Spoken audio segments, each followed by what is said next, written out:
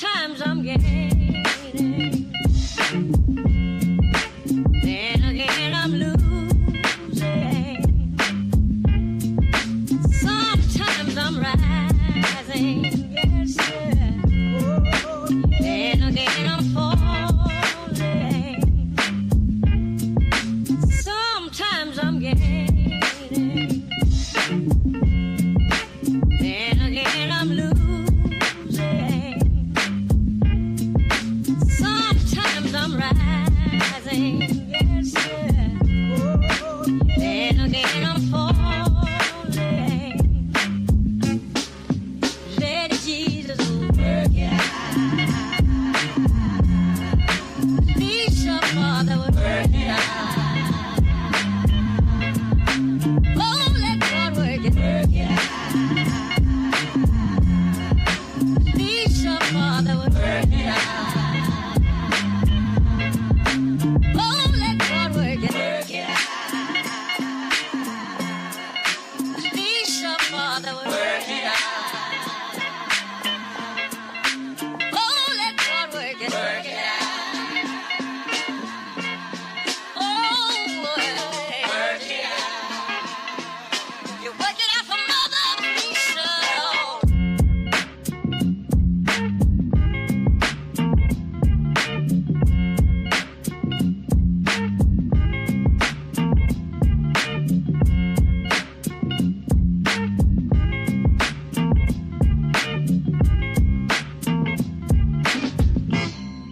Sometimes I'm gaining,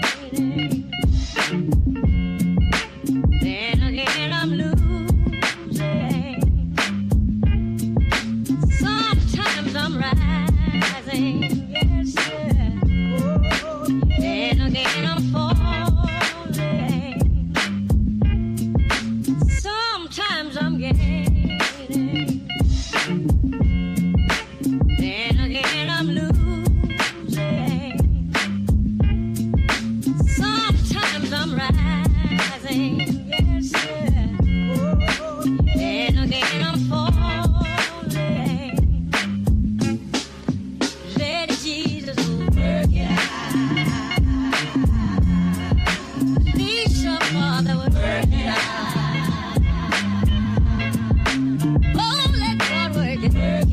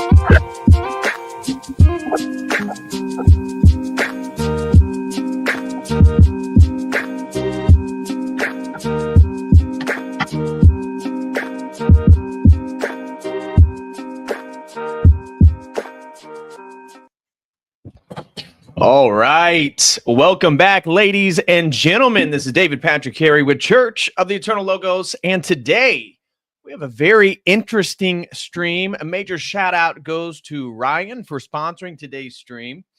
We're going to be diving into the history regarding the city of London. Now you think, oh, okay, the big metropolitan city, the capital of England or the UK, if you want to go there. But no, we're actually talking about even more specifically the City of London Corporation. So there is an autonomous little district, it's called the Square Mile, inside of London, which is the financial center. And it has its own rules. It's actually one of the oldest municipal governing bodies in the world. And it's actually older than the UK itself. It essentially has a history about 1,000 years old, and it's totally autonomous. And that's where you're going to find the Bank of England, Lloyd's of London, the London Stock Exchange. And so we're going to be talking about this unique little square mile. And I have this stream structured in a sort of unique way. So how I create these documents for some of these sponsored streams. So I got a good one for today's stream. It's 19 pages, but I know how bored you guys get when I start reading the document and going over all the notes. So the way that we're going to do the stream today is each section is going to have its own YouTube video. So as we move through the document, we're going to begin with a sort of historical overview of London itself, which includes the attempt by Edward the Confessor, who starts to build Westminster as a sort of opposition to the centralized power and some of the merchant power that was arising in London. And so when we think of London as the large city it is, it's really Westminster as it grows sort of takes over and surrounds this little autonomous city called the City of London Corporation. And so we're going to talk about the general overview of the history of London in general.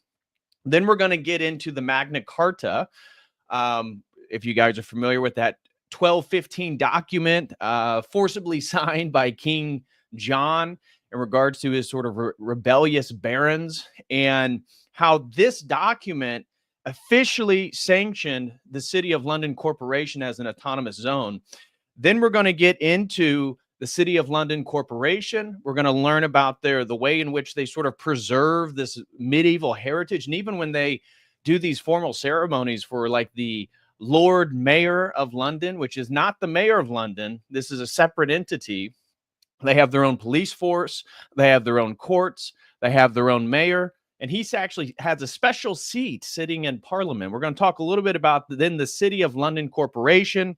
Then we're going to get into the Rothschilds, because you can't really talk about English finance, or especially the powerful City of London Corporation, without talking about things like the Bank of London, Lloyd's of London, London Stock Exchange. And some people have said, it's the Rothschilds who essentially run this autonomous zone, which the king himself has to get permission to enter through a sort of formal process. Now, how strict they are on that, it's debated.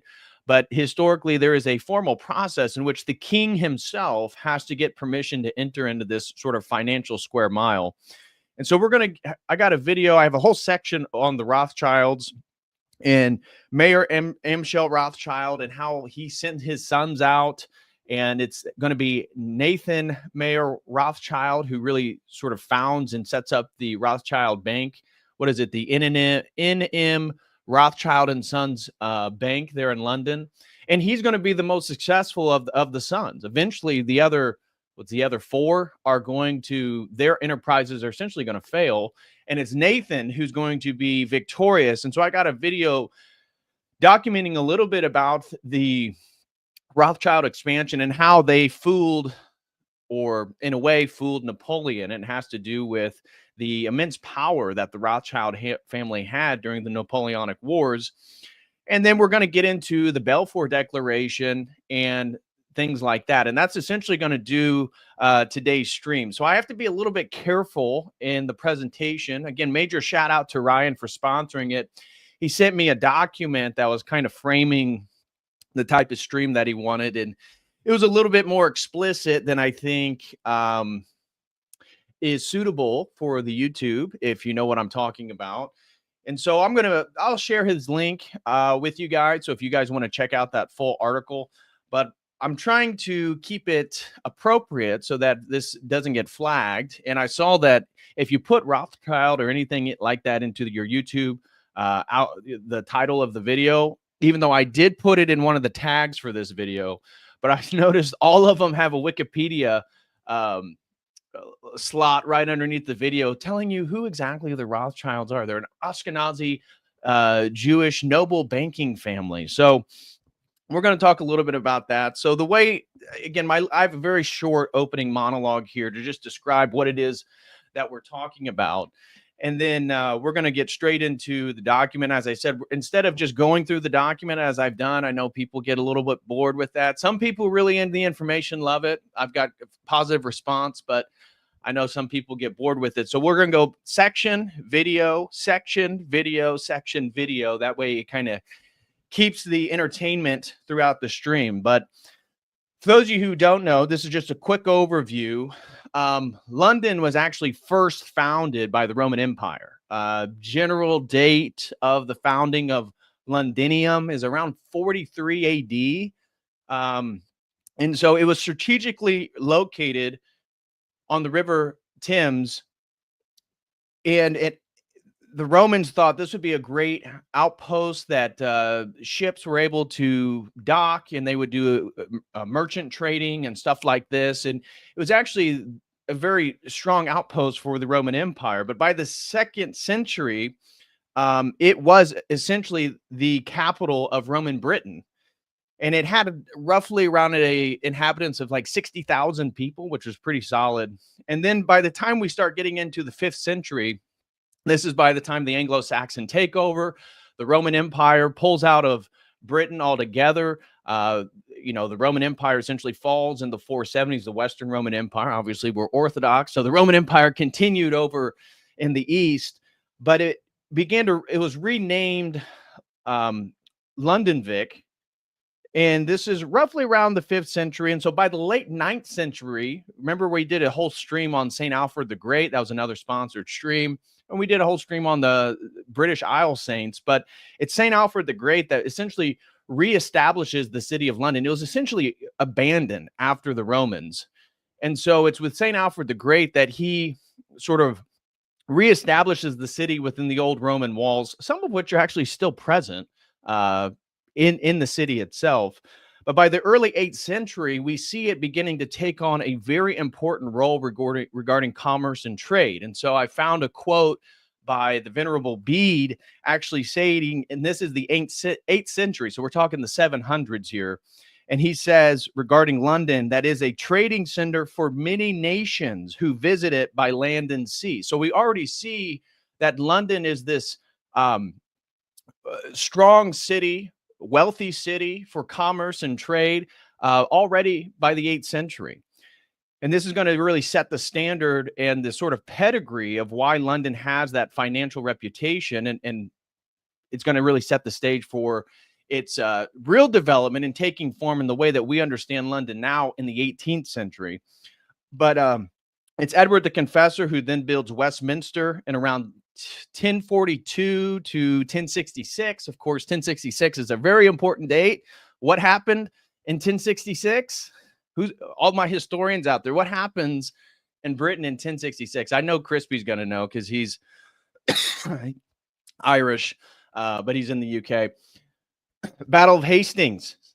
William the Conqueror comes. And it's the Norman conquest. So there it is, Battle of Hastings. Thank you very much, David James Flood. We got somebody who knows their history here. So in 1066, we have William the Conqueror who comes and essentially takes over the kingdom. And he builds then the Tower of London. And this is where he essentially establishes London as the financial headquarters. Crispy says William the Bastard. True. And so he builds the Tower of London. The project begins in 1066, right after he takes over. And let's see, by 1176, the London Bridge is built, and it becomes, as I said, an even further economic trade hub of the British Isles and really all of Europe itself. Now, during this sort of period between the 11th and 15th century, this medieval period into the Renaissance, London actually loses half of its population due to the Black Plague, which was from 1347 to 1357 or 1351. I'm sorry. So 1347 to 1351, the Black Death essentially is what it's referred to, kills half the inhabitants of London.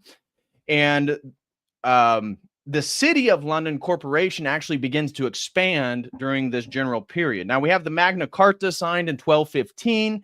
This is, as I said, signed by King John due to the rebellious barons, and provides people with rights. It sort of curtails and limits the powers of the king to exercise increased taxes on the people. But the thing that is most notable for our conversation today is that in the Magna Carta in 1215 establishes in law the autonomy of the City of London Corporation. And they do this by claiming that it's continuing the ancient liberties of London, because as we already talked about, for centuries before, it was a massive trade hub. It had a lot of wealth and commercial enterprise.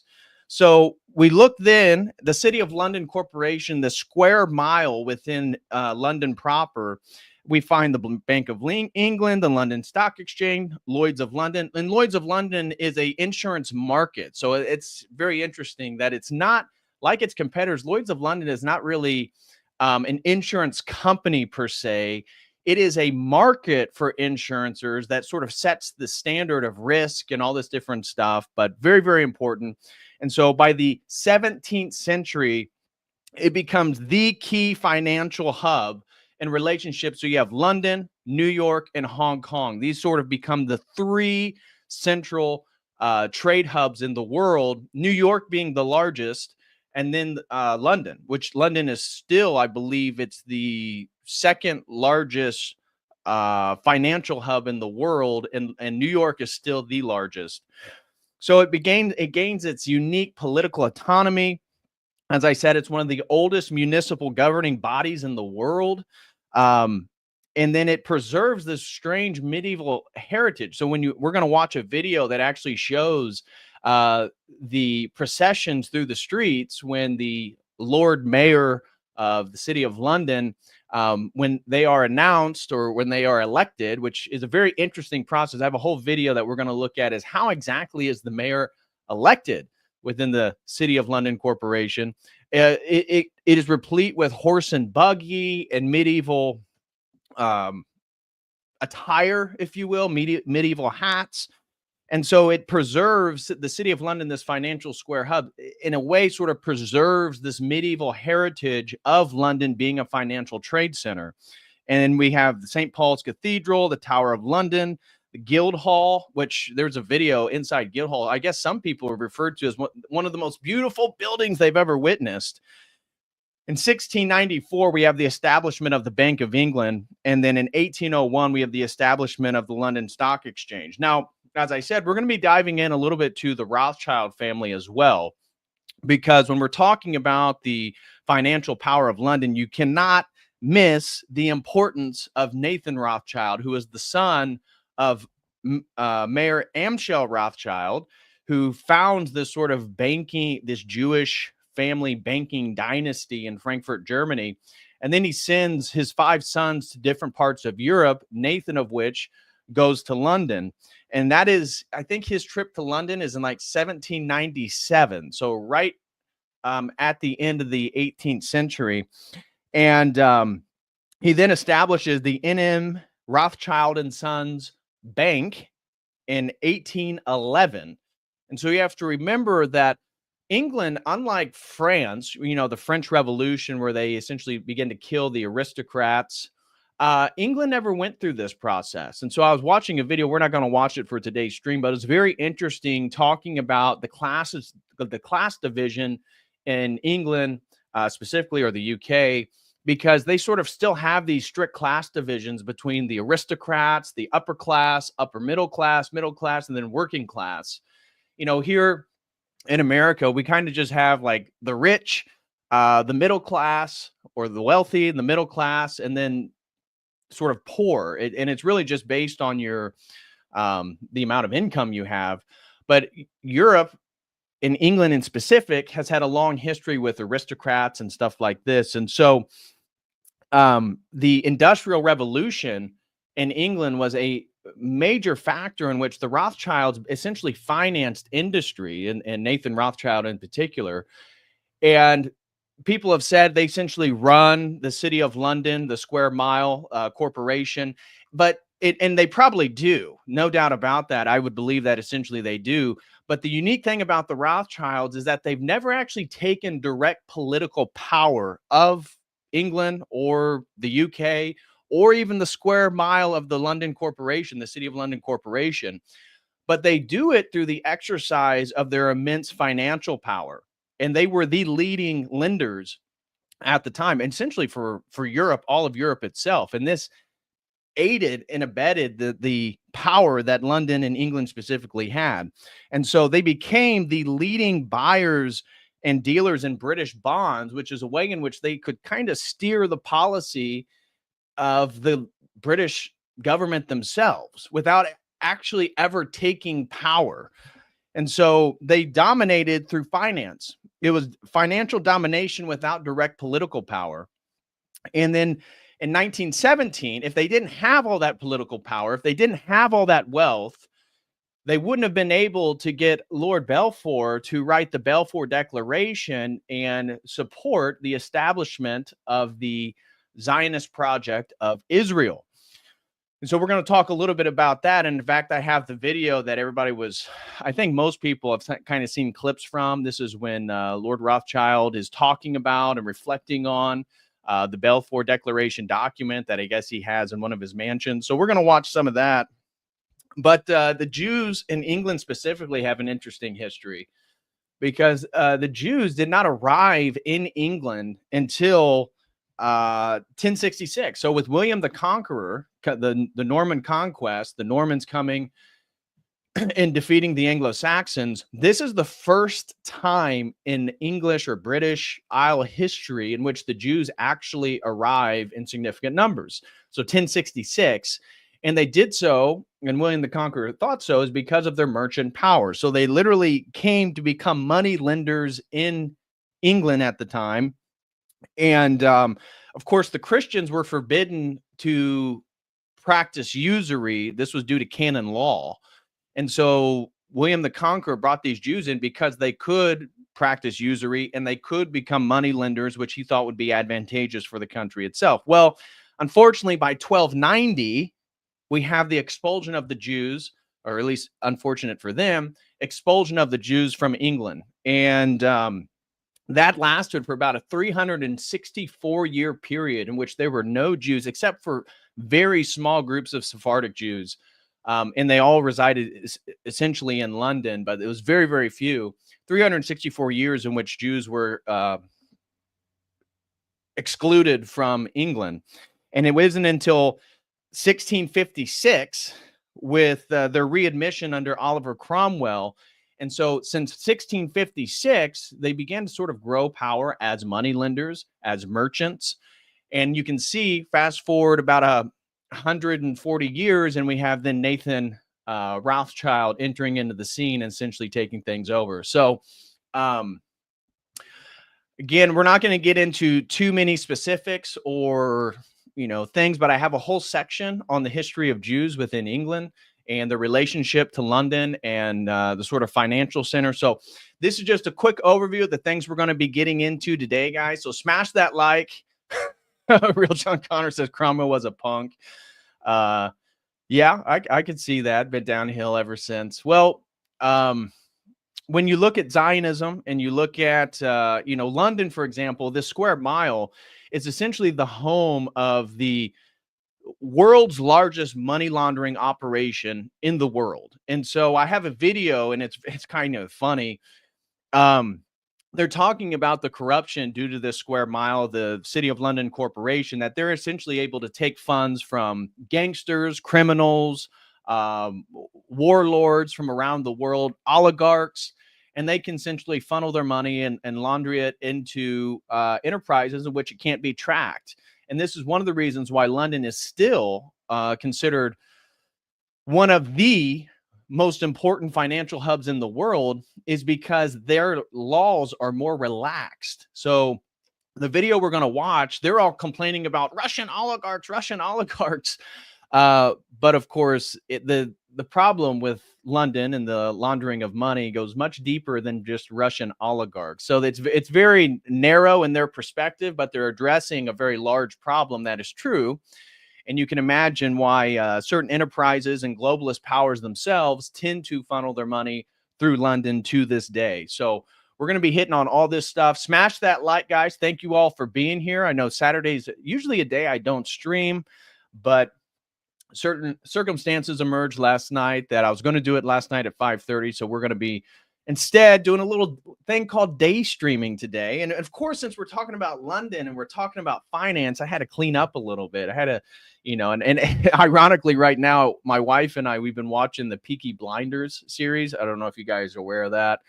And so we're getting ready to finish season 5. And so some of the research for today's stream sort of correlates with some of the narratives and the directions going on with the Peaky Blinders series. So anyways, smash that like. Let's take care of some quick housekeeping as usual before we get going.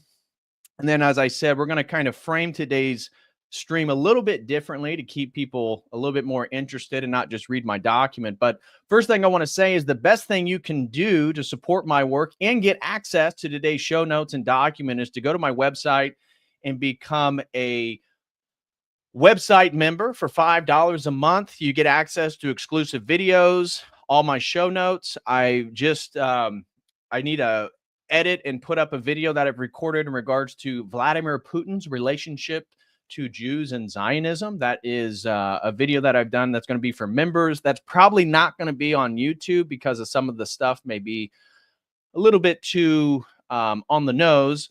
So that's going to be on the website, but I am going to be putting more videos on YouTube for YouTube members. So thank you very much, David James Flood, for just gifting a COTEL Crew membership, because we have almost a 3-hour video talking about Orthodox prophecies and stuff like that, which is available here on YouTube. So if you get a YouTube membership, you can watch out. I have 2 streams that are exclusive for YouTube members, and I have a handful of part 2 videos that are only on my website that I'll be also posting on YouTube for members only. So please support the channel, get a website membership if you'd like to get full access to all the exclusive stuff, get a premium membership if you'd like to get access to our think tank, which is the first and third Wednesday of every month.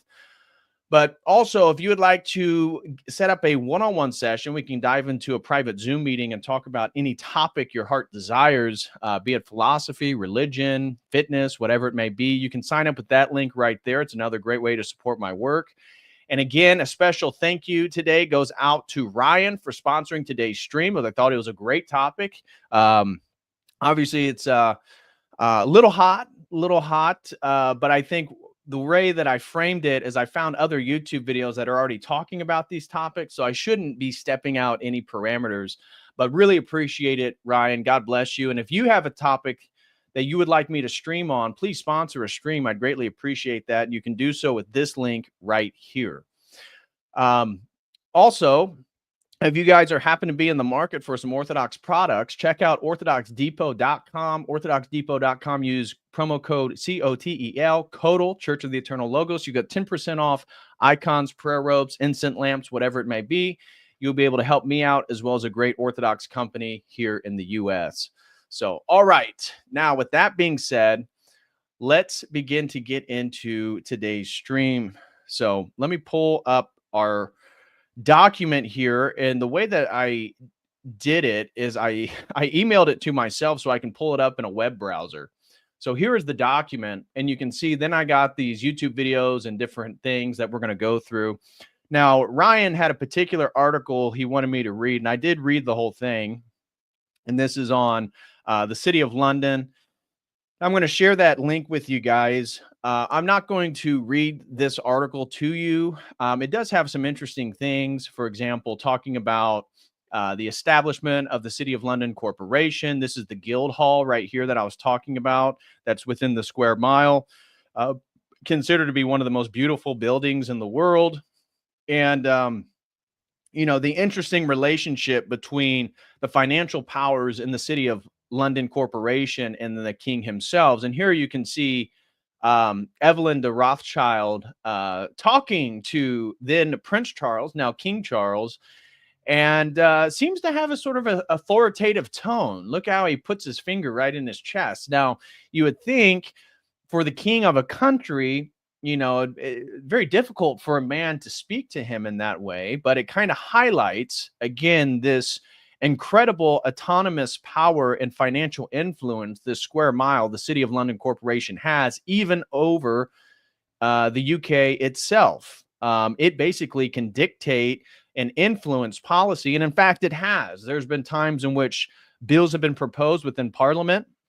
And now the City of London Corporation doesn't have to, again, they have their own legal system. So whatever laws are passed within the UK or within Parliament,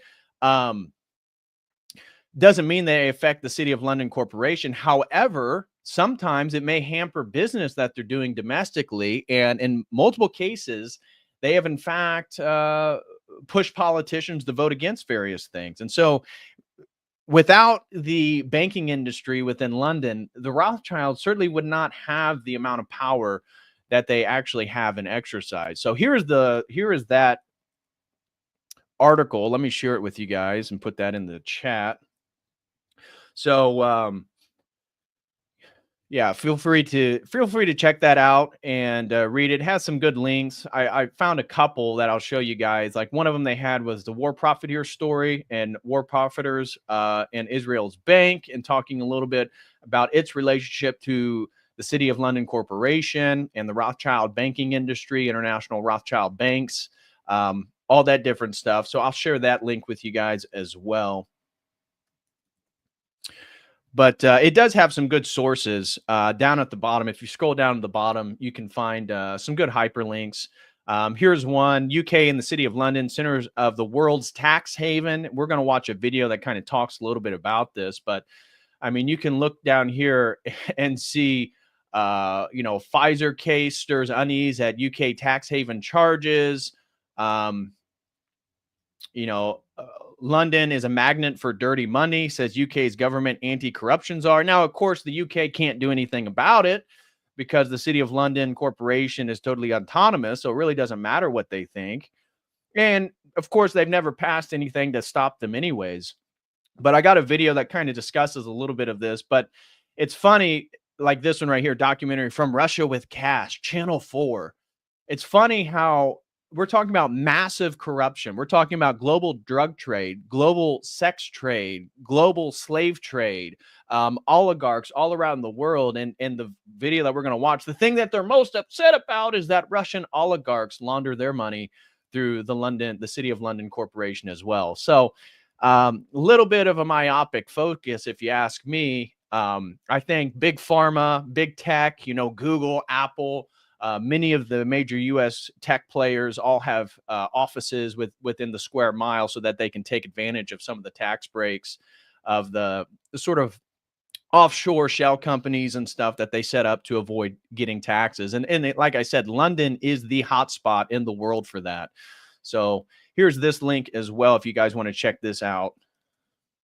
But let's first, before we even start getting into all the juicy stories and intrigue regarding the Rothschilds and the City of London Corporation, let's first take a little bit of an overview and look at the history of London. So first, I want to give a special thank you to Josh Betts, sends in $2 and says the Holy Spirit is at St. Innocent, Redford, Michigan. Thank you so much, Josh. God bless you and your parish. Really appreciate that. Austin Graham throws in 5, says bullseye. Thank you so much, Austin Graham. Really appreciate that. Again, a special thank you to David James Flood for the gifting of a COTEL Crew membership. And Austin Graham sends in another 5 bullseye. Thank you so much, Austin. Really appreciate the $10, brother. And over on Dono Chat, Victor Ziegler throws in a generous $50 super chat, says, cool topic today. Let's get it. Well, thank you very much. I think it's a great topic. And really, again, appreciate Ryan. So everybody give appreciation to Ryan for choosing today's topic and sponsoring the stream. And then our buddy Jay Hamza, shout out to Jay, says, those who own these banks control who gets into politics. Exactly. Many aren't bought out by these people, but a lot of our politicians are. There are powerful families who control money to pay corrupt, greedy people like themselves. Absolutely. And if you control the money, you can control the nation. And in a way, this is exactly what the Rothschilds have done and continue to do. So it's certainly not unique. This is not a novel thing. It's been happening for, well, at least in the Rothschilds case, since the end of the 18th century, beginning of the 19th century. Anyways, first, let's do a quick overview of the history of London itself. And this is London proper. This isn't just the City of London Corporation. And then we'll start getting into those other details. So here's a timeline I put together in regards to the City of London proper. And so, as I said, first founded 43 AD, Roman foundation. So it was first founded as Londinium by the Romans under Emperor Claudius. His invasion of Britain. It was strategically located on the River Thames, providing a natural defensive position and access to maritime trade. Romans constructed the first London Bridge, enabling trade and military movement. In 60 to 61 AD, Londinium was burned to the ground during Boudicca's revolt, but it was quickly rebuilt. By the late 2nd century, Londinium became the capital of Roman Britain, with a population, as I said earlier, around 60,000. And then the city was fortified with massive stone walls, part of which still exist today. They're not in great condition, but there are remnants of those walls still today. And then the collapse of Roman rule in Britain around 410 AD, this had to do with the Roman Empire already dwindling in power, and they were just spread out too far. They essentially had to pull their troops back towards the continent. And so Londinium was largely abandoned at this point, and it was decrepit. It totally fell apart. This leads into the next chapter of the history of London, which is the Anglo-Saxon and Viking London. And this is the 5th through 11th century. So the Anglo-Saxons established a smaller settlement called Londonvik near modern day Covent Garden, as the old Roman city had largely fallen into ruin. By the 9th century, the Vikings' raid devastated the area, prompting Saint King Alfred the Great to reestablish the city within the old Roman walls in the late 9th century. London then became a major trading hub, and its economic importance grew under King Ethelred the Unready. And then the Danish king, Knut the Great, conquered England in 1016 and made London the center of his rule. Edward the Confessor then built Westminster Abbey, establishing Westminster as the royal and religious center. And at least according to one thing that I was reading, when we look at London proper, meaning the actual full city of London, at least according to one article I was reading, they claimed that Edward the Confessor, that he built Westminster as a way to sort of rival the growing power, financial and monetary power of London. And when we look at London proper, it's really the building out of Westminster surrounding the City of London Corporation, the autonomous zone that we've been talking about. And so then we get into the next section, and this is, as I said, when Jews first enter England. The first time in history is during the Norman Conquest. William the Conqueror then builds the Tower of London in 1066. And then London developed as the heart of English trade and governance with the construction of the London Bridge in 1176 in stone. The medieval period saw the rise in these guilds, which controlled trade and craftsmanship and still exist within the City of London Corporation. There's like over 100 of these merchant guilds still operating within the City of London Corporation. And we're going to watch a video on how the Lord Mayor of the City of London actually gets his position. And first you have to join one of these guilds. And so it's very, very insular. You can't just run for the Lord Mayor of London, you have to go through this process, and essentially they're picking their own person. And so this is where if you go to sort of a normie article, they're going to say, oh, there's all these conspiracy theories about how the Rothschilds, own or rule the City of London Corporation, but they have no political power. They're not even in it. And it's true, they're not, but they really do influence the entire financial center of it. And so if they wish somebody not to be the Lord Mayor, they will certainly get their way. And in fact, they push their weight over in Parliament as well for all of the UK. So I was a little annoyed with some of the sort of normie articles I was reading on this, because they try to shoo anything regarding the Rothschilds and their influence as a conspiracy theory or anti-Semitism or something like that. And it's not even anti-Semitic. They're very out in the open about it. This is just like history. This is just historical facts. So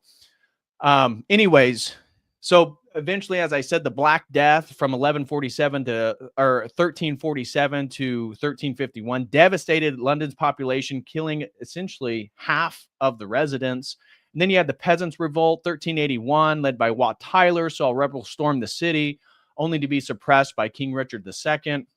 And then London's influence grew, with the City of London Corporation gaining greater autonomy, which was really fully enshrined in the Magna Carta in 1215.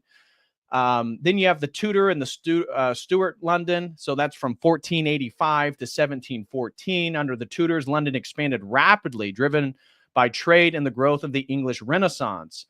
Henry VIII, 1509 through 1547, dissolved the monasteries, redistributing their wealth.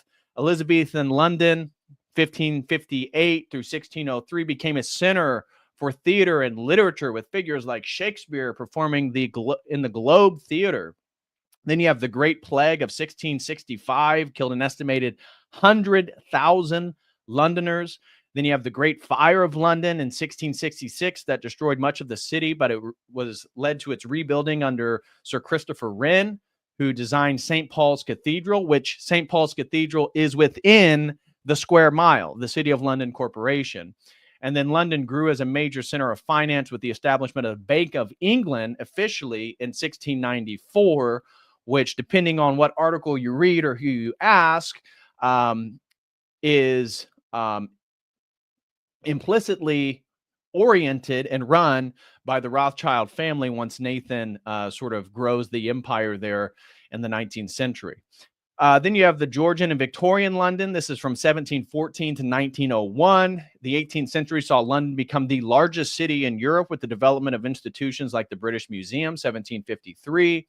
The Industrial Revolution brought immense population growth and urbanization, which also solidified much of the class structure. So England has always had this immense class stratification within their society. But with the Industrial Revolution, it also brought all these merchants, which included Jews and included local people within London, Englishmen, who were able to sort of elevate monetarily outside of the working class confine that they were born in. But there was still this aristocratic wall, if you will, that no matter, even if you were working class or middle class and gained immense wealth, and this is where the Peaky Blinders, the TV show, the TV series, if you will, highlights this, that Thomas Shelby, who's the head of the family, the Shelby family, the Peaky Blinders, that he comes from this working class gangster family, bookmakers, gamblers, all this type of stuff, racketeering, in that even with him gaining millions of pounds and becoming incredibly wealthy, he still was limited into how he could elevate regarding this class structure in England, which is very unique and still present today, even though the power of the aristocrats seemed to be dwindling. And I was watching one video on the class structure in England, and they were talking how a lot of these aristocratic families, because in England, and generally speaking, aristocrats were sort of defined by their lack of work. They do not labor, right? They are wealthy. They are white collar. They do not labor in the same way that the middle class and the working class do. And this is one of the things that sort of defined them. But because they are asset rich, they are income poor. They don't really work. So they invest money into assets, and that's really how they maintain their wealth. And some of these families, I was watching one, this aristocratic family that has this huge mansion that's now essentially decrepit and in ruin, because they don't have any money. Their assets dried up, and he doesn't even really have a job or an income. And so this is actually something that's occurring right now in England. And anyways, I digress. The Industrial Revolution was huge for this sort of breaking down or remolding the class structure with England. The expansion of the British Empire made London a global commercial hub. And this is really when we begin to see the money laundering operation really take forth in London, and utilizing that autonomous zone of the City of London Corporation, because as Britain was doing commerce and trade through their empire around the world, anything that was nefarious related to drugs or sex or slaves or illicit business practices, it would all be done through the City of London Corporation and their financial systems. The Victorian era, 1837 to 1901, saw the construction of the Underground. 1863, the world's first subway system. The city suffered from extreme overcrowding, leading to the establishment of public health measures, because one of the things that really defined the working class was how filthy their living conditions were. And in many ways, again, the aristocrats in England always kind of wanted to keep the working class down. That's also been a thing that they've had to deal with. In the 20th century, we see war, rebuilding, and modernization. So from 1901 to 2000, World War I saw London bombed for the first time in history. During World War II and the Blitzkrieg, 1940 through 41, devastated large parts of the city, but its resilience became symbolic of British defiance. And anyways, I was going to bring up the whole conversation that we were talking about in last stream with Tucker Carlson with Winston Churchill and whether he was the savior of Britain and Western civilization or not, but we'll leave that for another time. Post-war reconstruction led to the creation of a social housing and modernization of the city. And then the swinging 60s, we'll see in our video we're about to watch right now, that London then was the epicenter of a cultural revolution that we also saw, the 60s counterculture here in America. London had the exact same thing with, again, bands like the Rolling Stones and the Beatles and all that type of stuff. And then the financial boom of the 1980s reinforced London's role as a global economic power. Now, one of the things I found, it wasn't until 1999, so what, 26 years ago, that Britain actually ended their bill. What, I forget what the bill was called, so forgive me. Some of you guys, especially if you're in the UK or you're British, you're going to know better than I do. It was in 1999 that essentially a bill was passed where aristocrats no longer had the privilege to sit in the House of Parliament due to it solely based on their bloodline or their family name. So that's relatively recent, which was interesting. It was I think they were the last country in all of Europe to end like aristocratic seats within Parliament. And then the 20th century London, the 20th century saw London continue to grow, hosting events like the 2012 Olympic Games, which had that weird, remember that ceremonial music and dance that looked eerily like the Koof in that 2012? You can look it up. It's like has this witch and all these children in beds. Very, very, very strange, what appeared to be satanic symbolism during those 2012 Olympic Games. But the city has faced challenges, including terrorist attacks, the 2005 bombings, the economic shifts following Brexit. And then London remains a global major city renowned for its finance, culture, and history. And the video we're about to see is going to show that in ways, London has always been sort of multicultural. So they've always had like this long history of many peoples from around the world, usually due to places in which the British already set up parts of their empire, and that they would bring people to London. But now, as I've said before, it's like 30% or less of the inhabitants of London are actually British. And London is the city with the most amount of mosques in all of Europe. And when we talk about knife crime, London is the highest city in the world, I believe, for knife crime. And just like we watched in the last video of these three boys that came from London, young men, look like they're in their mid-20s, But when they were pushed on why they liked Poland so much and Poland was so safe and they enjoyed their time in Poland, they really weren't able to say who was committing all the crime and what are the problems facing London. They just said it was overpopulation, and it's a little bit more deeper problem than that. But London now is certainly characterized by its multiculturalism for sure, in its relationship to Muslim migrants, who are certainly a strong dimension of the character of London today. So, with all that being said, I want to now get into a video going over the history of London, much of what I already talked about. But once you actually know sort of an outline, it's much easier when you watch a video to take it all in. So, here is the video I want to show you guys. This is on how London became the capital city of the world. We're going to watch this, and then I'm going to show you some of the stuff we're going to get into. This is a quick little 5-minute video on the Magna Carta, because this is what's going to enshrine the autonomy of the City of London Corporation. And I have a whole section that we're going to go through looking at that. And then this video here, the state within a state, London's hidden financial kingdom. This is one of the best 10-minute video overviews on the City of London Corporation that I could find. So I'm going to introduce, we'll go back to the document. I'm going to reintroduce then the City of London Corporation, its history, its development, and then we'll watch this video. This is another one talking a little bit about that, but I think the other one's better. But the same YouTube channel, CGP Gray, did this 5-minute video on the London secret mayor who runs the secret city.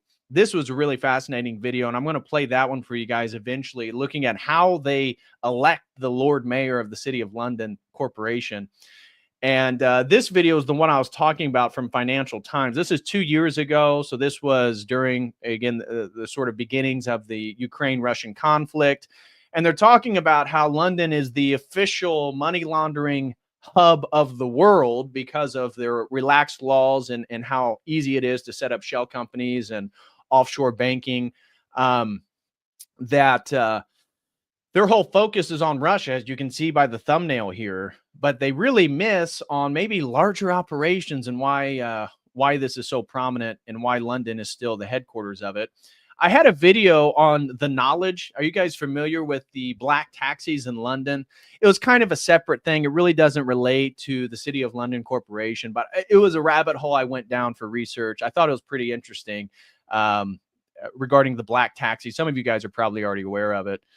And then this video here, this is how the Rothschilds, the family that outsmarted Napoleon, this is a really good overview, again, looking at the Rothschild family and them setting up their banking dynasty through the sons of Mayor Amschel Rothschild.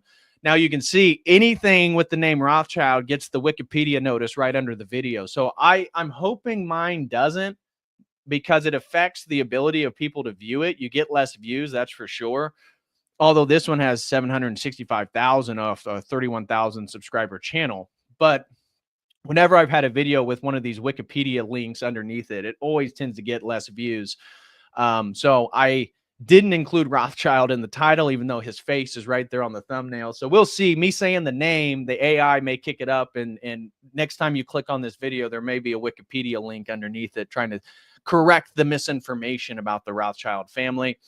And then this was the video that I was talking about. Lord Rothschild discusses how his family created Israel. And this is a 15-minute video. And I think that was going to be the last one I wanted to wrap up with, because without the financial and banking dominance of the Rothschild family, their ability to exert pressure on the British government to establish this state of Israel would not have been possible. So that was going to be the sort of last point of the stream there. So, all right, with that being said, let's get into a quick general historical overview of the City of London proper.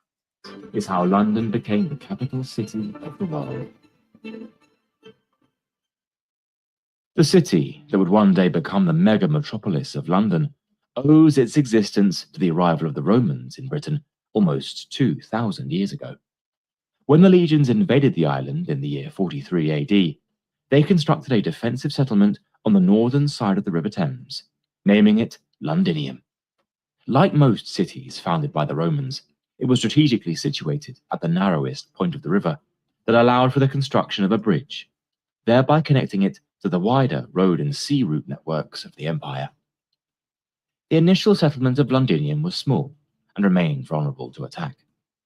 Just over a decade after its founding, a massive armed rebellion, led by the Celtic Queen Boudicca against Roman rule, swept across the greater southeastern portion of the country in 60 AD. And guys, just because this is a 20-minute video, I'm going to speed this one up so we can get through it in about 15 minutes. But this is a great visual overview. I think the editing in this video is really well done for a YouTube channel. It feels like a professional history documentary, but we're going to speed it up. So if that annoys you, slow down my video to 0.75. It's going to sound normal, but we're going to speed it up to 1.25, just FYI. Resulting in the complete destruction of Londinium, as well as the other major Roman settlements of Camulodunum and Verulamium. After the sack of the city and Queen Boudicca's subsequent defeat by the Roman legions, Londinium was gradually rebuilt as a... Maybe it's a little bit too fast. We're just going to have to deal with it. Do you guys want closed caption as well? Some people have said that the closed caption helps, so I can turn that on if that... Let me know in the chat if you guys want closed caption or not. Some people say it helps when they're watching some of these videos. Planned town. A forum was constructed sometime in the 80s AD, and it soon boasted many other major public buildings, including the largest basilica built north of the Alps, as well as numerous temples, bathhouses, an amphitheatre, as well as a large fort for the city's garrison. By the turn of the 1st century, Londinium was home to as many as 60,000 people, and had replaced Camulodunum, modern-day Colchester, as the provincial capital of Britannia.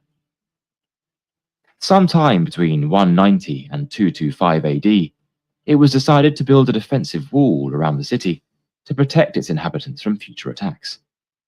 The London Wall would define the city's perimeter for many centuries to come, and incorporated 6 of the 7 historical gates of the city: Ludgate, Newgate, Aldersgate, Cripplegate, Bishopsgate, and Aldgate, with only Moorgate being added later in medieval times. By the 5th century, however, the Roman Empire was in rapid decline, and the year 410 marked the departure of the last Roman legion from Britain, bringing an end to nearly 400 years of Roman occupation of the island. With this withdrawal, the city of Londinium was largely abandoned by the end of the century.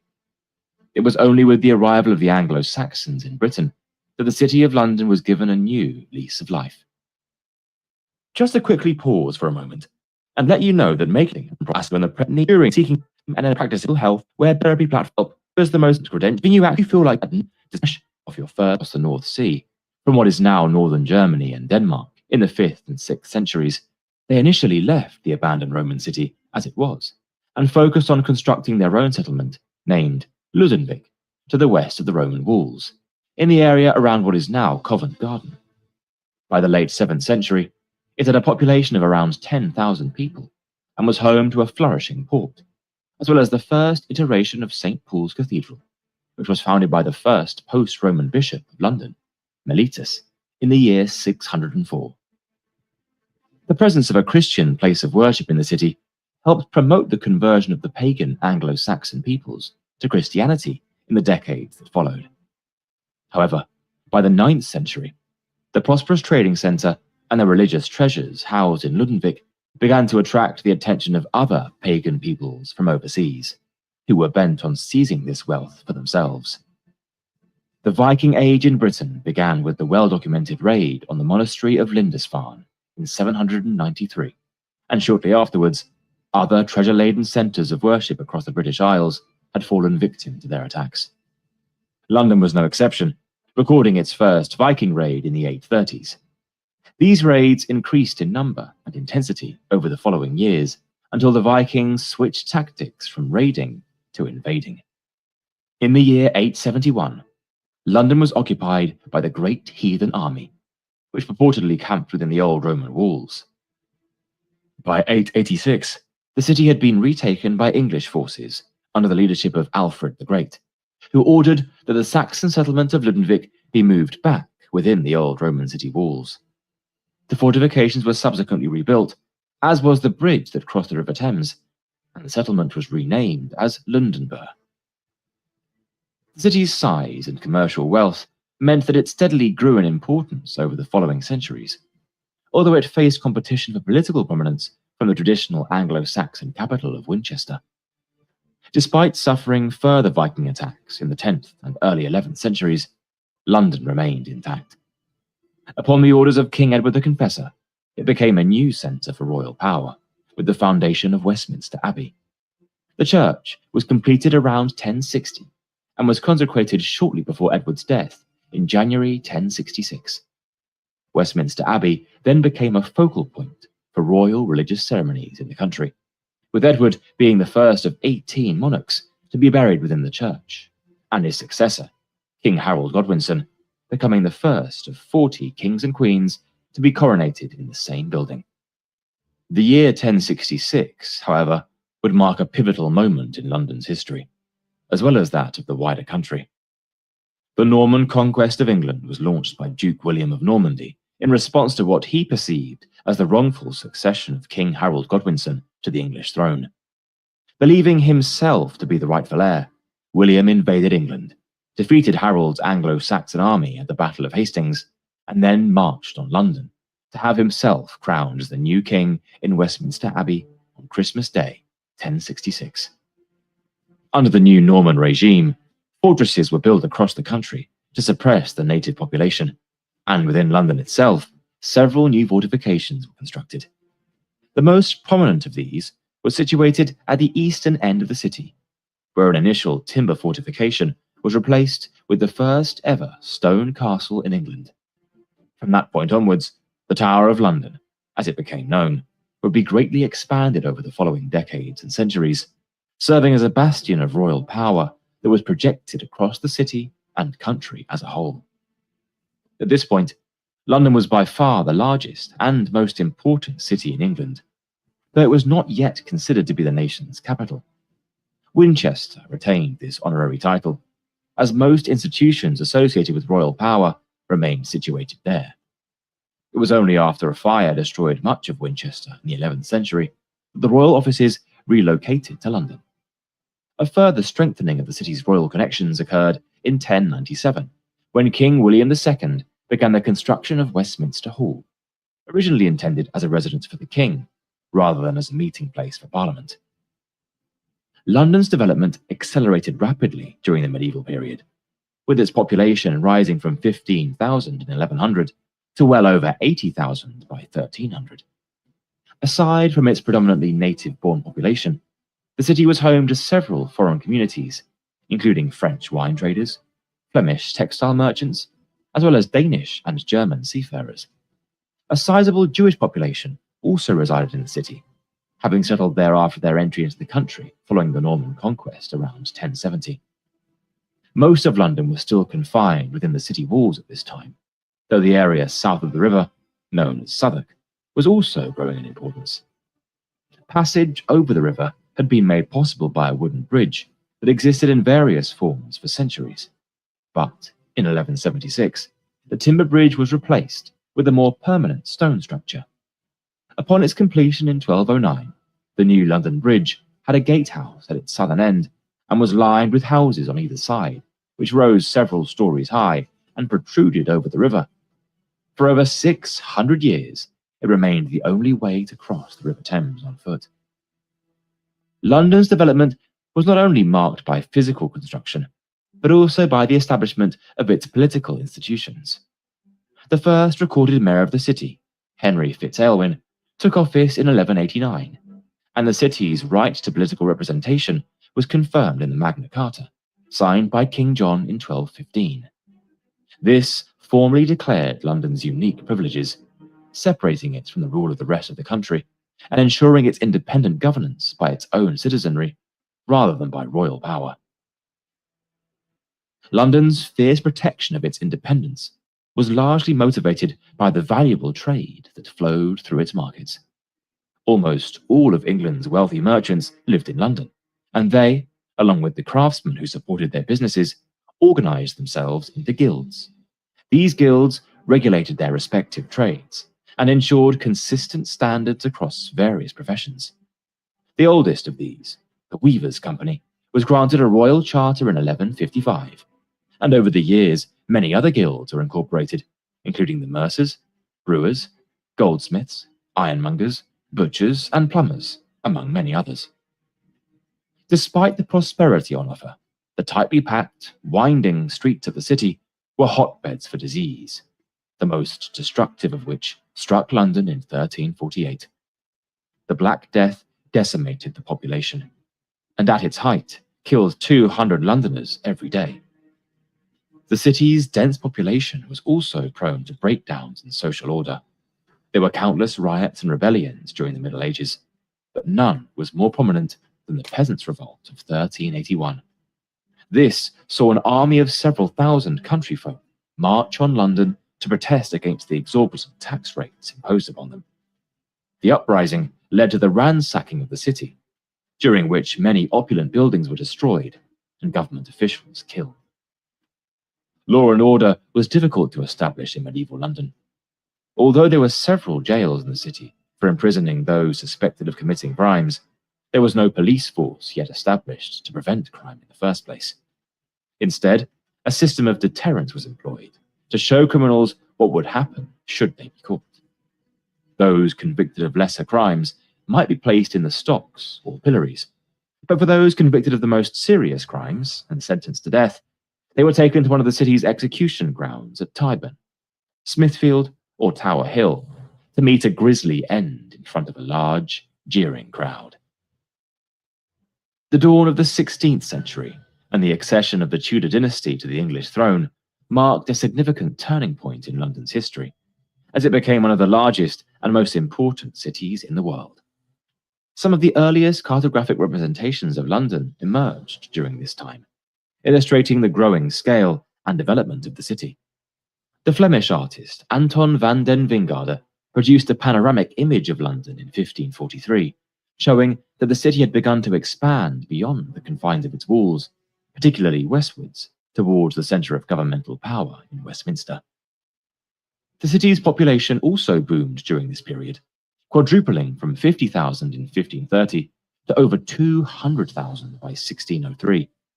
This growth was largely due to London's increasing importance as a centre of commerce, which attracted people from across the country with the allure of higher wages and the potential to make a fortune. London's trading connections similarly expanded beyond its immediate neighbours in Western Europe to further afield, including Russia, America, Africa, and India. Many merchants organised themselves into trading companies, such as the Muscovy Company and the East India Company, which accelerated the adoption of capitalism and laid the groundwork for the English and later British Empire, which would spread to every corner of the globe.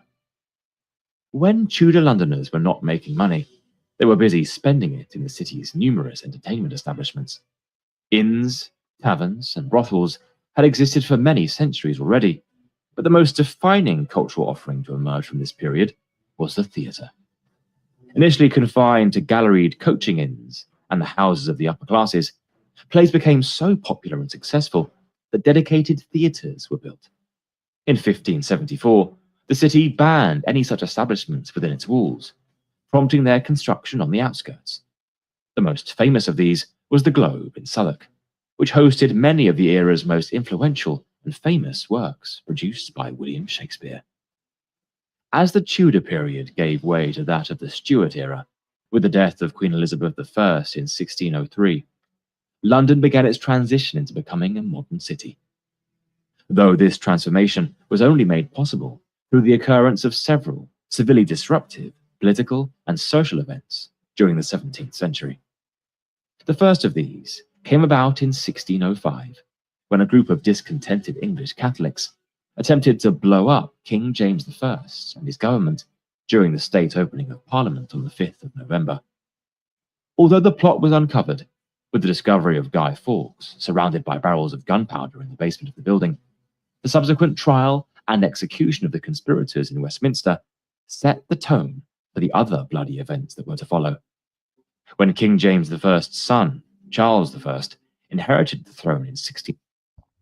Now remember that So this is 1625. It's not until 1656 that Jews are officially allowed to come back to England under Oliver Cromwell. So this period, after, what is it, 1290, that they're kicked out, the expulsion, it isn't until 1656 that the Jews come back. So at this point, this is a purely English building of London. And we're going to see after that period, the financial centers of London begin to grow. He quickly alienated many members of parliament with his increasingly autocratic rule, which eventually boiled over into a bitter civil war, erupting throughout the country in 1642. London's inhabitants quickly declared themselves in favour of the parliamentarian cause and constructed a ringwork of fortifications around the city to protect it from a royalist attack. Yet within a few years, the tide had turned in Parliament's favour, and King Charles I was captured and tried for treason. On the 30th of January 1649, he was executed outside the banqueting house in London, with his head being removed with one fell swoop of the executioner's axe. In the decade following this, London remained the political centre of the country, although it was now governed as a republic until the monarchy was restored in 1660, with King Charles II being crowned inside Westminster Abbey in the following year. London, nevertheless, remained a dangerous and volatile place. And remember, it's the 1640s where you have the English Civil War between, the parliamentarians and the royalists, in that sort of general division within English culture. So a lot of things happening in England during the 1600s. For it was struck by plague in the year 1665, which claimed the lives of a staggering 60,000 people. To make matters worse, in the following year of 1666, a great fire swept through the city and destroyed the greater part of it, confined within the old medieval walls. In the fire's aftermath, building regulations were introduced, and the city was reconstructed largely in stone and brick. Much of this process was carried out under the auspices of the era's famed architect, Sir Christopher Wren, who rebuilt St. Paul's Cathedral and 52 other churches within the city, as well as a monument to the fire itself, which remains standing to this day. Further construction saw the development of the West End of London, which formed the new playground for the aristocratic elite, who built mansions, theatres and coffee houses in areas like Covent Garden and St. James's. This cemented the separation of the more exuberant upper-class area surrounding the royal court in Westminster and the middle-class mercantile city of London, which toward the end of the 17th century housed the headquarters of the Bank of England, the East India Company, and the insurance firm Lloyd's of London, all of which played an instrumental role in supporting the international trade that flowed out of the city's expansion. Remember, Bank of England, 1694. So another important event occurring in the 1600s. Expanding docklands to the east. Thank you, Crispy. Again, guys, if you'd like to support my stream, you have any questions or comments, please send in a super chat using Streamlabs, Dono Chat, or YouTube. And if you're feeling generous, please give some COTEL Crew memberships, as, again, I'll be posting more members-only content here on YouTube. It's a great way to help out our community. So thank you, guys. With the dawning of the 18th century, London's population had swelled to 500,000 people.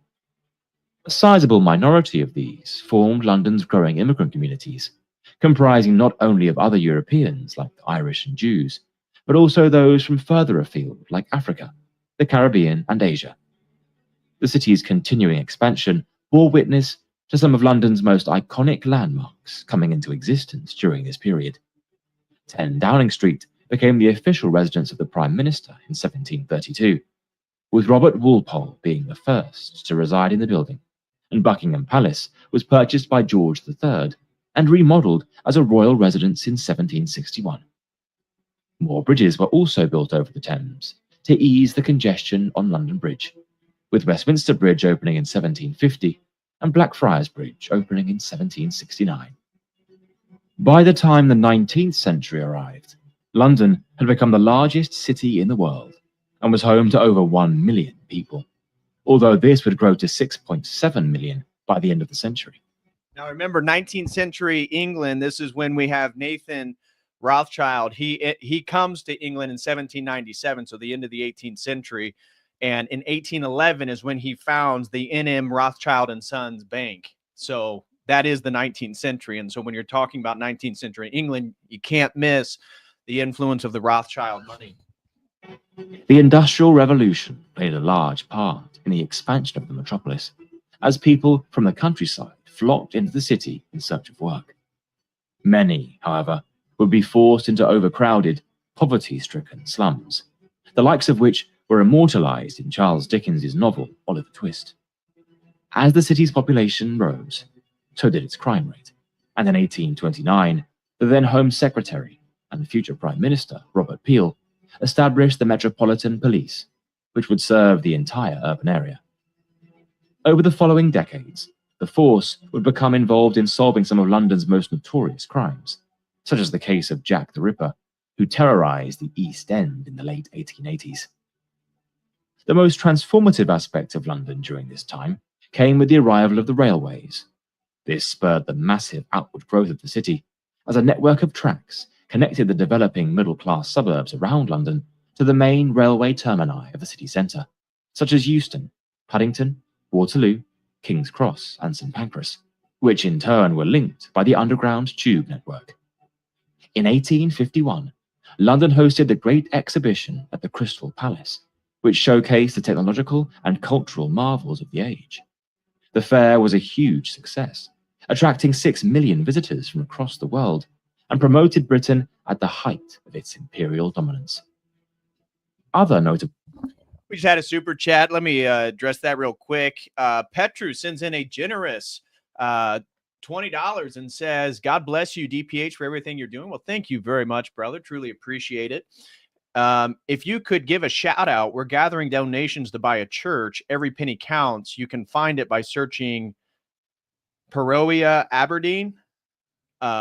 So guys, if you guys want to support, yeah, I know it's pounds, Shepherd, but I always say dollars. It's just whatever it is. There's multiple currencies. You know, if a Canadian sends in, I don't say 20 Canadian. I just say $20 or $20. So thank you very much, Petru. And if you guys want to support the building of their parish, which is always a great cause, check out Peroia Aberdeen. Peroia Aberdeen. So thank you so much, Petru. Really appreciate that. 20 quid. Yeah, is this in Aberdeen, Scotland, Petru? Give a little bit more details in the chat. Maybe some of the people. Oh, all right. Well, thank you guys. Petru, give people, yeah, Aberdeen, Scotland. Oh, that's great, man. Petru, that's phenomenal. I'd love to see Orthodoxy grow in Scotland. That's great news. So over on Dono Chat, John Kell throws in $10, says, God bless. Thank you so much, John Kell. Really appreciate all your support, brother. God bless you. I saw your post here in the live chat. He says, Dono Chat, DPH. So really appreciate that, John Kell. Thank you very much, brother. All right, let's continue. London landmarks were constructed during the 19th century, such as Trafalgar Square, Big Ben, the Houses of Parliament, and Tower Bridge. However, despite the pomp and opulence that London was portraying to the world, the city itself remained a dirty and unsanitary place for most of its inhabitants. Frequent outbreaks of cholera struck during this period, and in 1858, the River Thames, which had always been used to carry away the city's sewage and industrial waste, reached breaking point and produced a smell so terrible that contemporaries described it as the Great Stink. A solution to the city's filthy problem was proposed by civil engineer Joseph Bazalgette, who organized the construction of a modern sewer system to move London's waste far downstream to the east.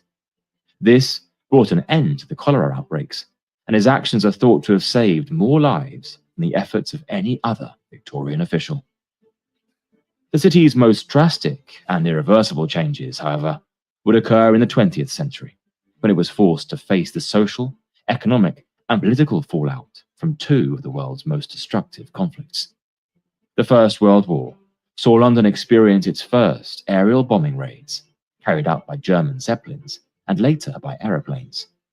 These air raids killed around 670 people and caused great terror among London's population, although a far greater impact of the war was felt in the number of Londoners who were killed in combat, with about 124,000 men never returning from the front. The Second World War, which broke out some 20 years later, wrought even more unimaginable destruction on the city. In anticipation of air raids from the German Luftwaffe, thousands of London's children were evacuated to the countryside to escape the bombing, and the citizens who remained behind in the city were forced to hide in homemade bomb shelters or underground stations. The heaviest bombing took place during the Blitz between September 1940 and May 1941, when London was subjected to 71 separate raids, with over 18,000 tons of high explosive being dropped. The City of London itself and the adjacent docklands were the main targets of the German bombers, which destroyed many commercial, industrial, and historic buildings. However, somewhat remarkably, St. Paul's Cathedral survived unscathed. By the end of the war, some 30,000 Londoners had been killed by the bombing, and hundreds of thousands were made homeless. The post-war years saw London transform into the city that it is today. The overcrowded Victorian housing, much of which had been damaged during the war, was pulled down to make way for new developments. Additionally, new waves of immigrants began to arrive in the city, with many coming from the dominions of the British Empire, adding a new cosmopolitan and multicultural dynamic to the streets of the capital. The city also bore witness to a cultural revolution in the 60s, as London became the centre of a worldwide movement exemplified by the swinging 60s, made famous by the success of British musicians such as the Beatles and the Rolling Stones. As the new millennium dawned, London in the 21st century established itself as truly being one of the world's greatest and most influential cities. Almost every nationality and language is now represented within the metropolis, which is undoubtedly a direct result of the past 2 millennia of history, drawing people from all walks of life to its streets in search of the opportunities that can be found there.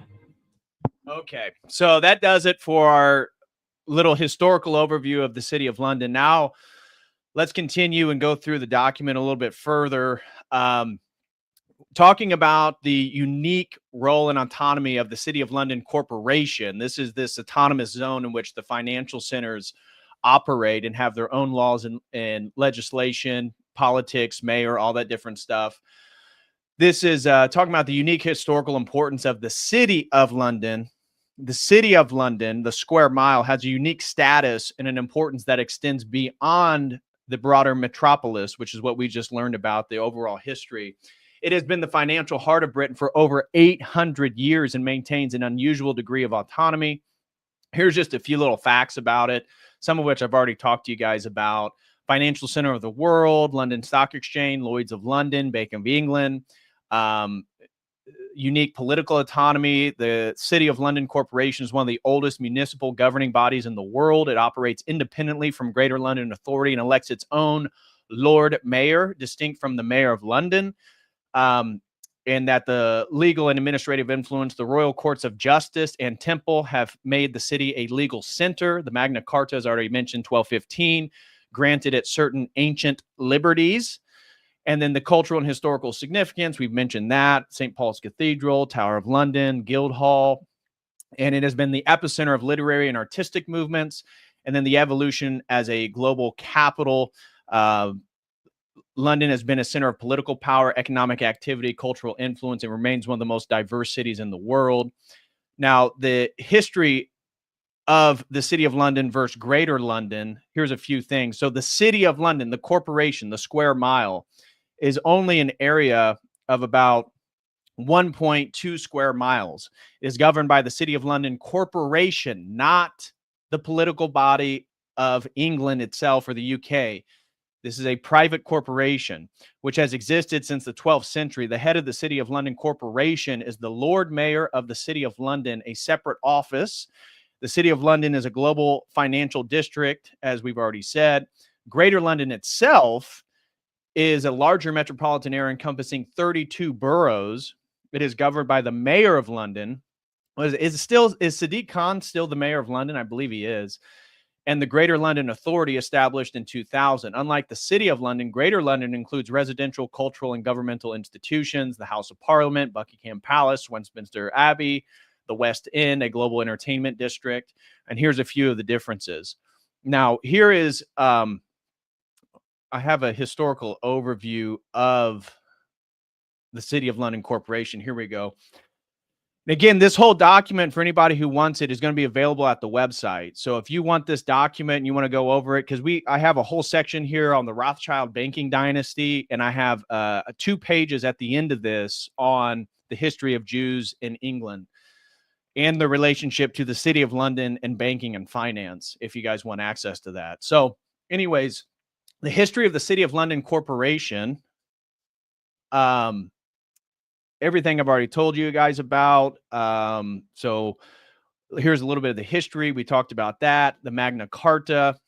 So the first clause of the Magna Carta specifically guaranteed London's historic liberties. Now, notice in our little historical overview, they mentioned the Magna Carta, but they didn't describe specifically its relationship to the City of London Corporation.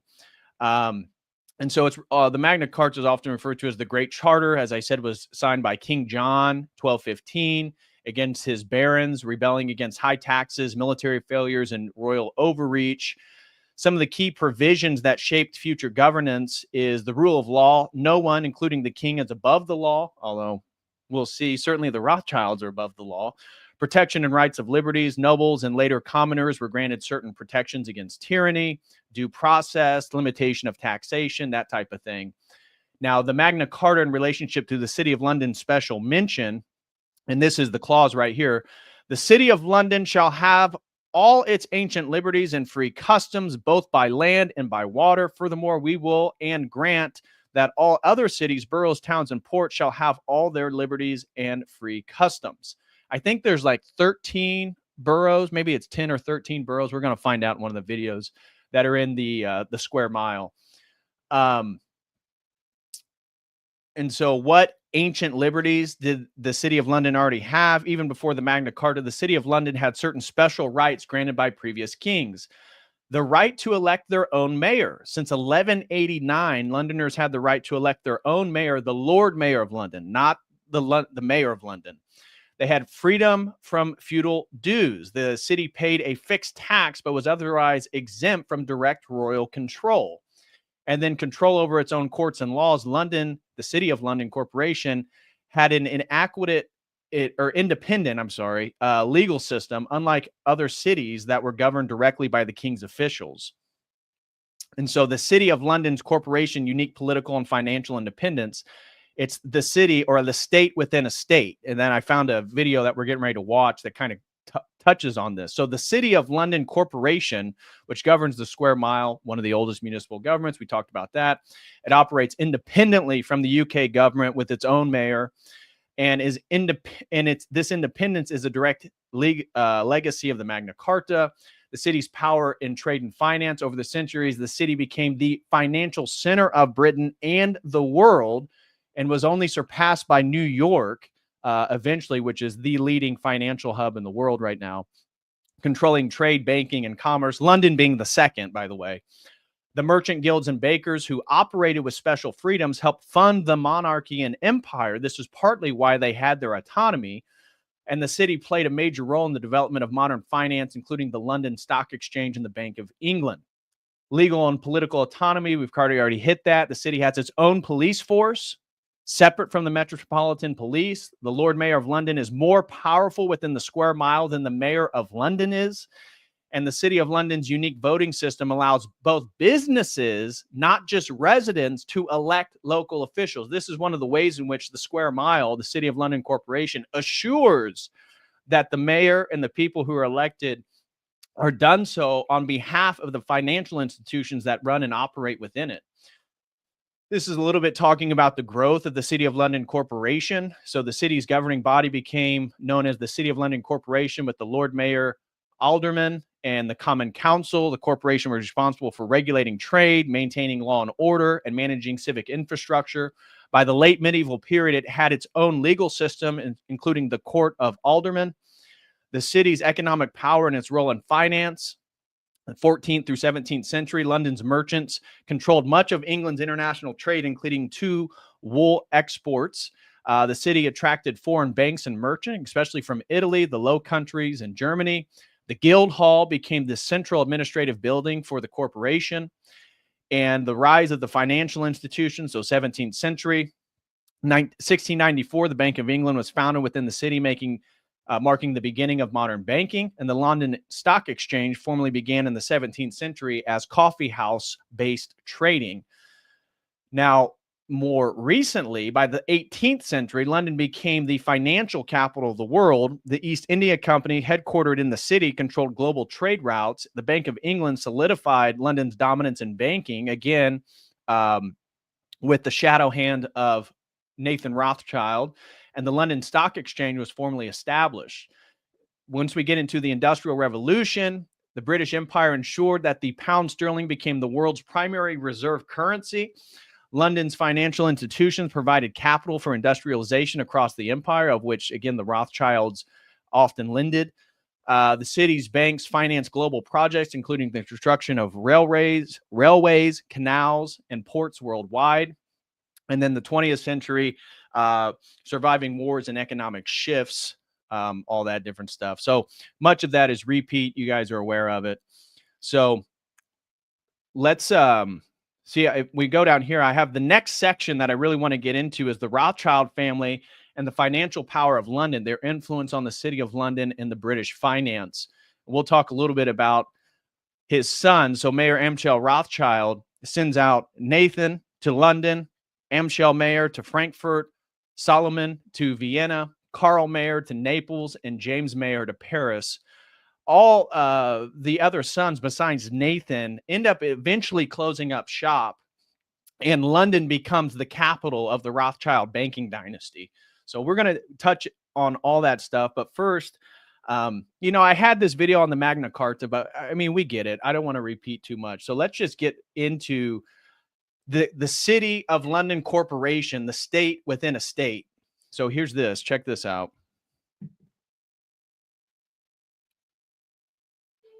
Take a look at this map in front of you. The area in the picture is the United Kingdom, and England is a part of it. This is London, which is a part of England. As for the small area, it's the City of London, and these are its boundaries. Pay attention to the difference. This is Greater London, and this small area is the City of London. Behind it lies a fascinating story.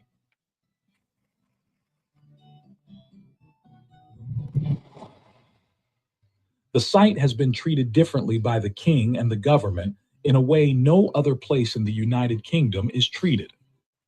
It wouldn't be an exaggeration to say that this small area controls about half of the world's financial and banking transactions, with a significant impact on British politics and the global economy. What's even stranger is that the city governs itself. The companies within it elect the Lord Mayor of the city annually.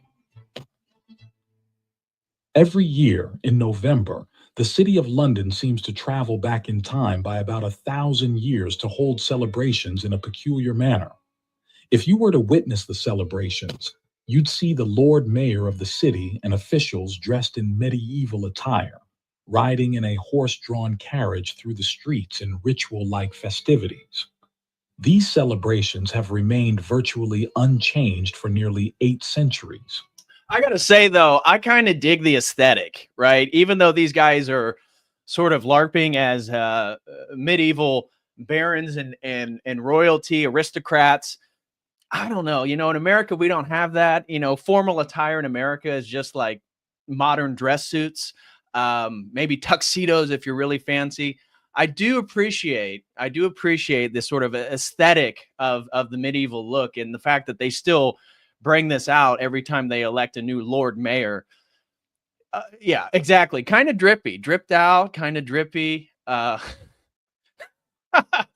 Contra says they look like a bunch of drag queens.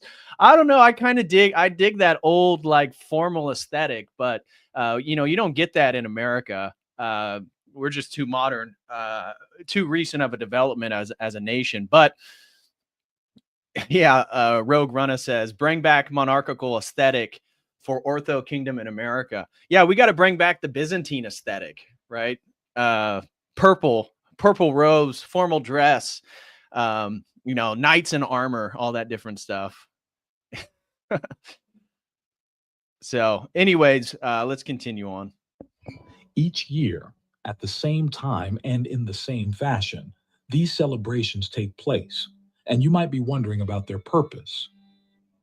The philosophy behind these celebrations, and for some, the City of London itself, in the heart of London, is seen as a state within a state. So, what is the power of this city? That's what we'll delve into in this video in Illuminating Insights.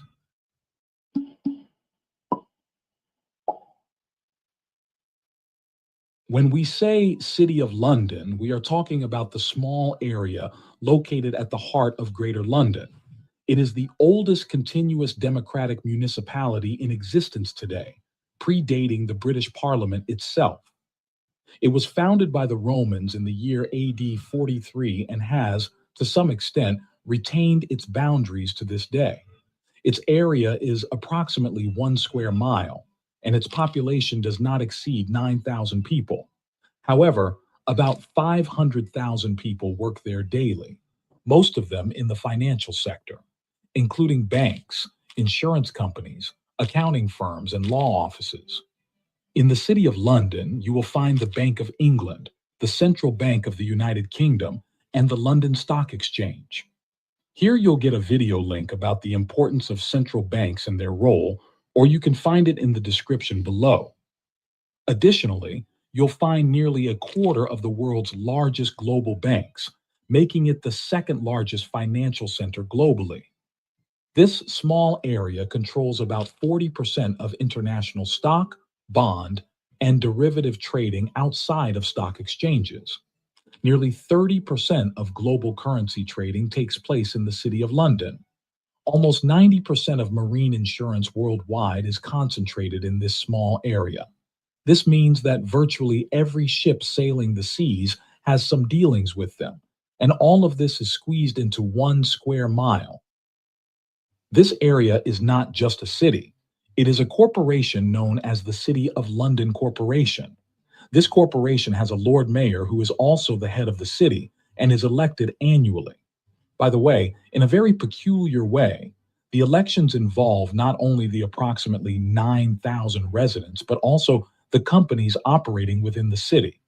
The surprising part is that companies hold 75% of the votes, while the residents, around 9,000 people, have only 25% of the voting power. This illustrates that the city is governed by the financial system itself. If you think that the 500,000 people working in the city participate in the electoral system, you are mistaken. It's not the employees, but their employers who participate. Right. Isn't it? What's the irony, right? This whole thing was founded, the celebration of the Magna Carta, right? Due process, individual rights, limiting the power of the king. And now fast forward, there's literally major financial institutions that dominate world trade. 30% of world commerce passes through London every single day. And the people who vote for who actually rules that single mile, the square mile, is corporations. Corporations actually vote on it. I mean, the irony, right? Yeah, my democracy. Yeah, exactly. Like they claim this is the oldest democratic municipality in the world. And then the people that vote are corporations with immense wealth, central banks. Like, what? All right. Yeah, sounds really democratic. For instance, a company with 7 employees gets 1 vote, and the vote is determined by management. If a company has 70 employees, every 5 employees equate to 1 vote. These votes are allocated by the management, not the employees themselves. This means that the very companies present in the City of London are the ones participating in these elections, not the employees who come from outside. After the mayor is elected, there is a celebratory event, somewhat like a carnival, with specific rituals from ancient times. The Lord Mayor dresses in the attire you see and rides in the golden carriage. The general public, officials, and members of companies also attend, all wearing special celebratory costumes.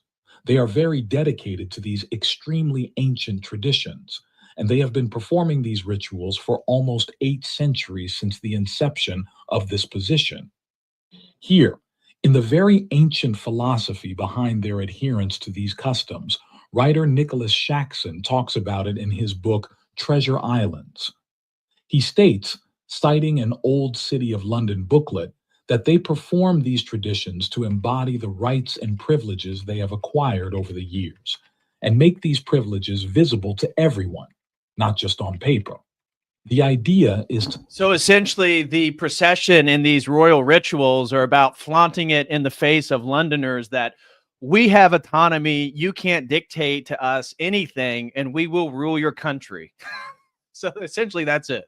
To highlight their power and control over all those who deal with them, including traders, companies, and global institutions. Now, what are these privileges and rights that warrant all this? Over the years, the city has been granted various powers by the monarchy, eventually gaining semi-autonomous governance. It has its own constitution and the authority to amend it as it sees fit. Unlike other areas of the United Kingdom, the City of London is not subject to the authority of the British Parliament, which is the actual governing body in Britain. The Parliament has no jurisdiction over the city whatsoever. The City of London has its own courts and a separate police force distinct from the Metropolitan Police. This police force does not answer to the British government, but only to the city, and its costs are covered by the city's treasury and tax system.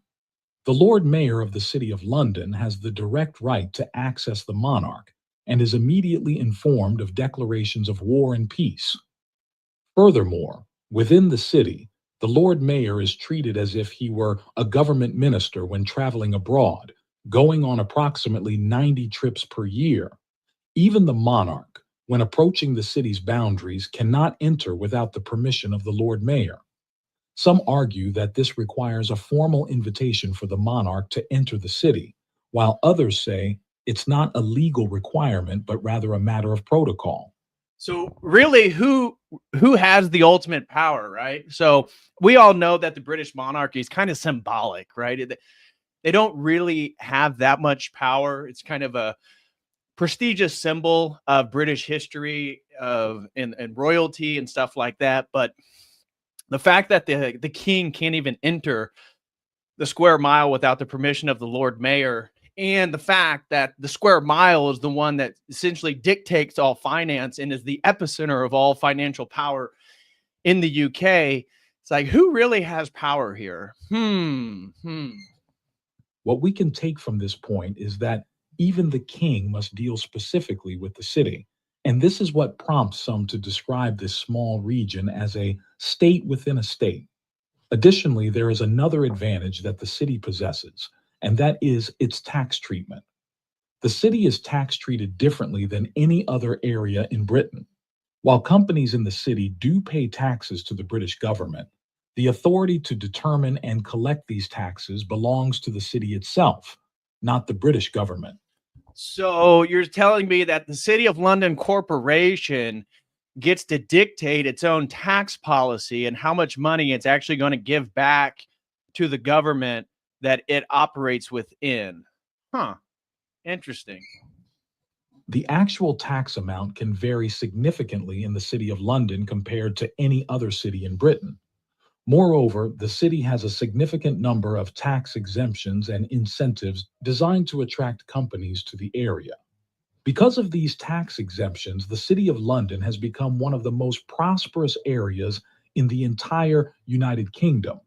However, this prosperity has also opened the city to criticism, as some perceive it as an isolated island within Britain, a haven for tax avoidance, not only for companies from all over the country, but also for international corporations seeking favorable tax treatment.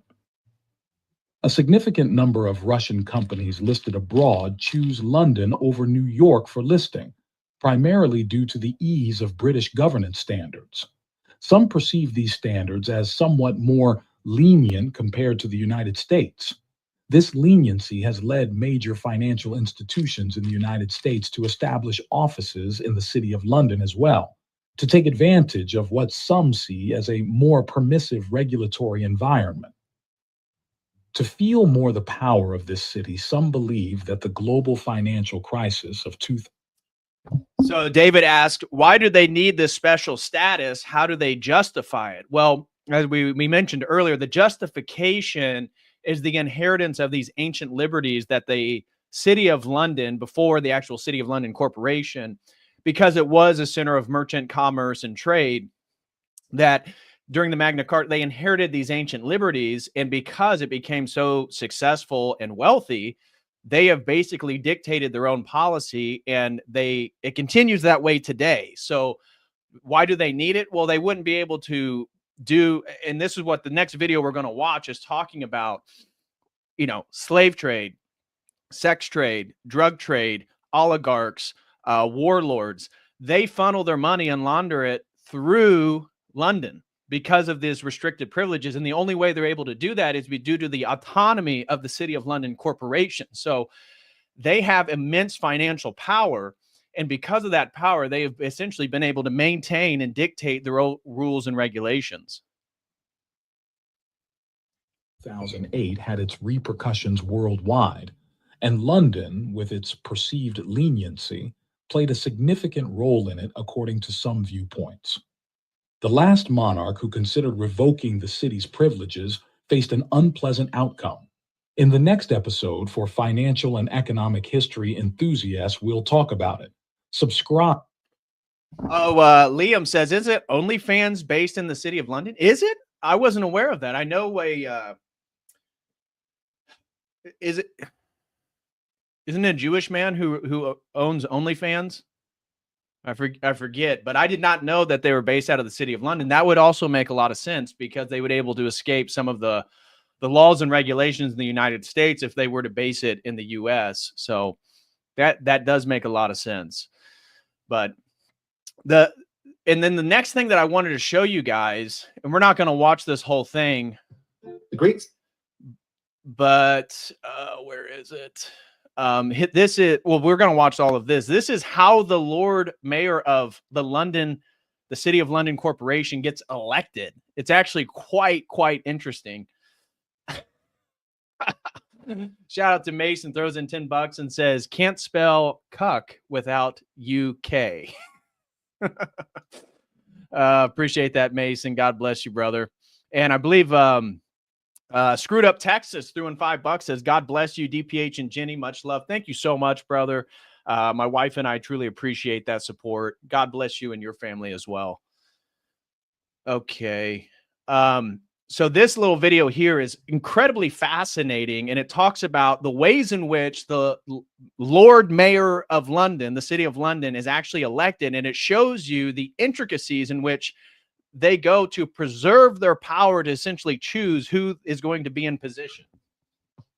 The City of London is a unique place. It's the city, in a country that runs its government with perhaps the most complicated elections in the world, involving medieval guilds, modern corporations, mandatory titles, and fancy hats, all of which are connected in this horrifying org chart. Why so complicated? Though the new skyscrapers might make you think the City of London is relatively young, it's actually the oldest continuous government on the island of Great Britain. The City of London predates the empire that Victoria ruled, the kingdoms Anne united, and the Magna Carta that John reluctantly signed. While the London which surrounds the city only got to electing its first mayor in 2000, the list of mayors who've governed the City of London is almost 700 people long, going back more than 1,000 years. The City of London's government is so old that there's no surviving record of exactly when it was born. There are only documents like the Magna Carta, which mention the pre-existing powers the City of London already had at that point in time. So while a government like the United States officially gets its power from the people, and Parliament gets its power from the crown, which in turn gets it from God, the City of London gets its power from time immemorial, meaning that the city is so old it just is. And that age brings with it unusual and complicated traditions. The most notable of these, perhaps, is that in City of London elections, companies get votes. Quite a lot, actually. About 3/4 of the votes cast in city elections are from companies, with the remaining 1/4 from residents. The way it works is that the bigger a company is, the more votes it gets from the City of London.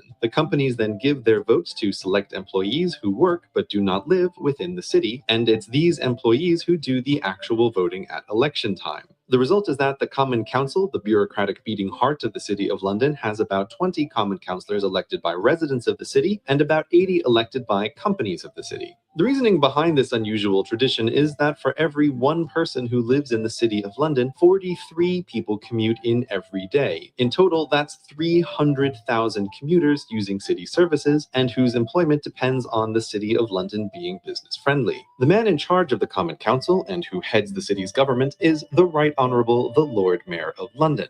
Now, suppose you want to be Lord Mayor. Surely, just as in that other London, all you'll need do is A, be a British Commonwealth or EU citizen who has B, lived in the city for a year and who C, wins the election, right? No. In the City of London, that's not nearly enough. Ready for the qualifications list? Before you can even run for Lord Mayor, you need to have been a sheriff of the City of London. But before you can be sheriff, you need to be an alderman. What's an alderman? Well, the City of London is divided into 25 wards, and each ward elects one alderman to represent it on. So it's 25 wards, not 13, as I said earlier. I couldn't remember exactly. So 25 wards within the square mile of the city of the London. Court of Aldermen, a subsection of the Common Council. But before you can run for alderman, you need to gain freeman status. And who gives out freeman status? Why, none other than the very Court of Aldermen you're trying to get elected to, which might just seem like a conflict of interest. Luckily, there is another way to get freeman status. Join one of the city's guilds. Sadly, they aren't called guilds, they're called livery companies, a name which is both more boring and less descriptive, but the remnants of medieval guilds, many of them are, and within the city there are 108 of them to choose from, including, but not limited to, the apothecaries, the fishmongers, the masons, the mercers, the scientific instrument makers, the bankers, the shipwrights, the wheelwrights, the butchers, the bakers, 2 different candlestick makers, and the most exciting of all, the chartered accountants. Many of these guilds, like the Fletchers, have become charities, but some are still active, such as the goldsmiths who test the quality of British coinage and the hackney carriage drivers who license taxi drivers. To join one of these guilds, you'll either need to meet the professional requirements, or for the charities like the haberdashers, you'll need the approval of 2 existing members. If you meet none of the livery company's membership requirements, but you think you'll be a clever clogs and start your own livery company and grant yourself freeman status, tough luck, because new livery companies need to be approved by, you guessed it, the Court of Aldermen. But let's assume one way or another you get the official freeman status certificate. Now you can finally run for alderman of a ward, after the Lord Chancellor's Advisory Committee also approves of you. But that small barrier passed, you can win election as alderman in either one of the 4 wards where people live or the 21 wards where companies live. Once on the Court of Aldermen, to continue your path to the mayor's office in Guildhall, you must now be elected as sheriff. But this time it's the members of the livery companies who pick the sheriffs. So if the livery company members elect you as sheriff after you have successfully completed your term, then you can finally run for mayor. But surprisingly, residents of the City of London don't vote for the mayor. Our old friends on the Court of Aldermen do. So in summary, once you get your freeman status from either the Court of Aldermen or the livery companies, and after your ward elects you as alderman, and then the livery companies elect you as sheriff, and after your term as sheriff ends, but while you're still on the Court of Aldermen, then you can run for mayor. And assuming the other aldermen select you, you can finally take your place as the Right Honourable the Lord Mayor of London. For 1 year with no salary. And you have to cover your own expenses, which will be quite considerable. So if you not paid, have to cover your own expenses, why would somebody want to become the Lord Mayor of the City of London? Surely there's not any kickbacks or anything to make sure that nobody looks into or becomes aware of some of the financial dealings within their square mile. As your new job consists mostly of making hundreds of speeches a year around the world promoting city business. But you do get that fancy hat, which just might make it all worthwhile. So that's a little bit on the City of London and how exactly they elect their Lord Mayor. Now, the next section of the stream that I want to get into has to do with the Rothschild banking dynasty and how that grows in relationship to London and specifically the City of London. And we're gonna discuss that a little bit right here on the document. So the Rothschild family has been one of the most influential financial dynasties in the world with significant ties to the City of London Corporation and its rise as a dominant financial hub. Their influence in British banking, finance, and government policy spans over 2 centuries, and their relationship with the City of London Corporation reflects their deep entrenchment in the financial and economic structure of Britain. So the origins Everybody's aware of Mayer Amschel Rothschild. He is the father of the banking dynasty in Frankfurt, Germany in the late 18th century. And he sent his 5 sons to establish banking branches across major European financial capitals. Of notable interest for us today is Nathan Mayer Rothschild, who is sent to London. And then you have his brothers sent to Frankfurt, Vienna, Naples, and Paris. Of these, Nathan Mayer Rothschild played the most significant role in shaping British finance. Rothschilds and the rise of London as a financial power.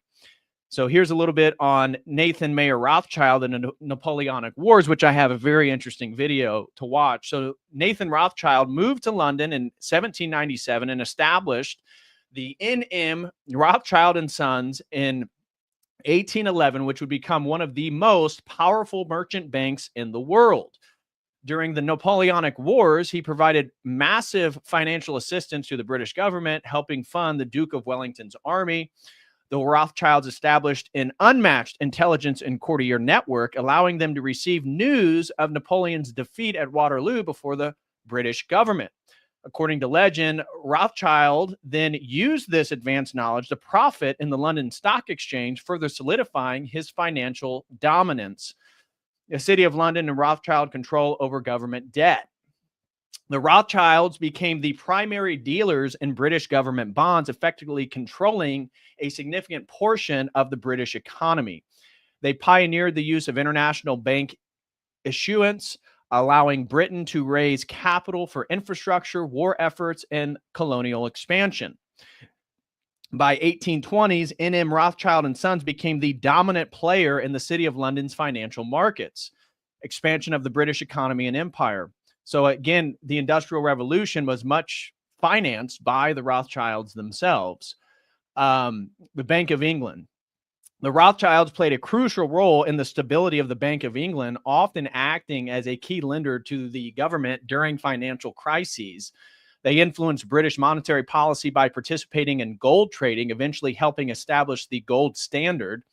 Influence in global commodity markets. The Rothschilds had significant control over gold and silver trading, providing financial stability in global markets. They established gold refining facilities and worked closely with the Bank of England to regulate bullion supply. The Rothschilds and the City of London Corporation. The City of London Corporation, as you know, the square mile, has a symbiotic relationship, that's the way I termed it, with the Rothschild banking dynasty. Their role in the City of London governance. Although Rothschilds never directly controlled the City of London Corporation, right? This is the thing where you read the normie articles and say, oh, the Rothschild, they've never controlled it. They've never had political control.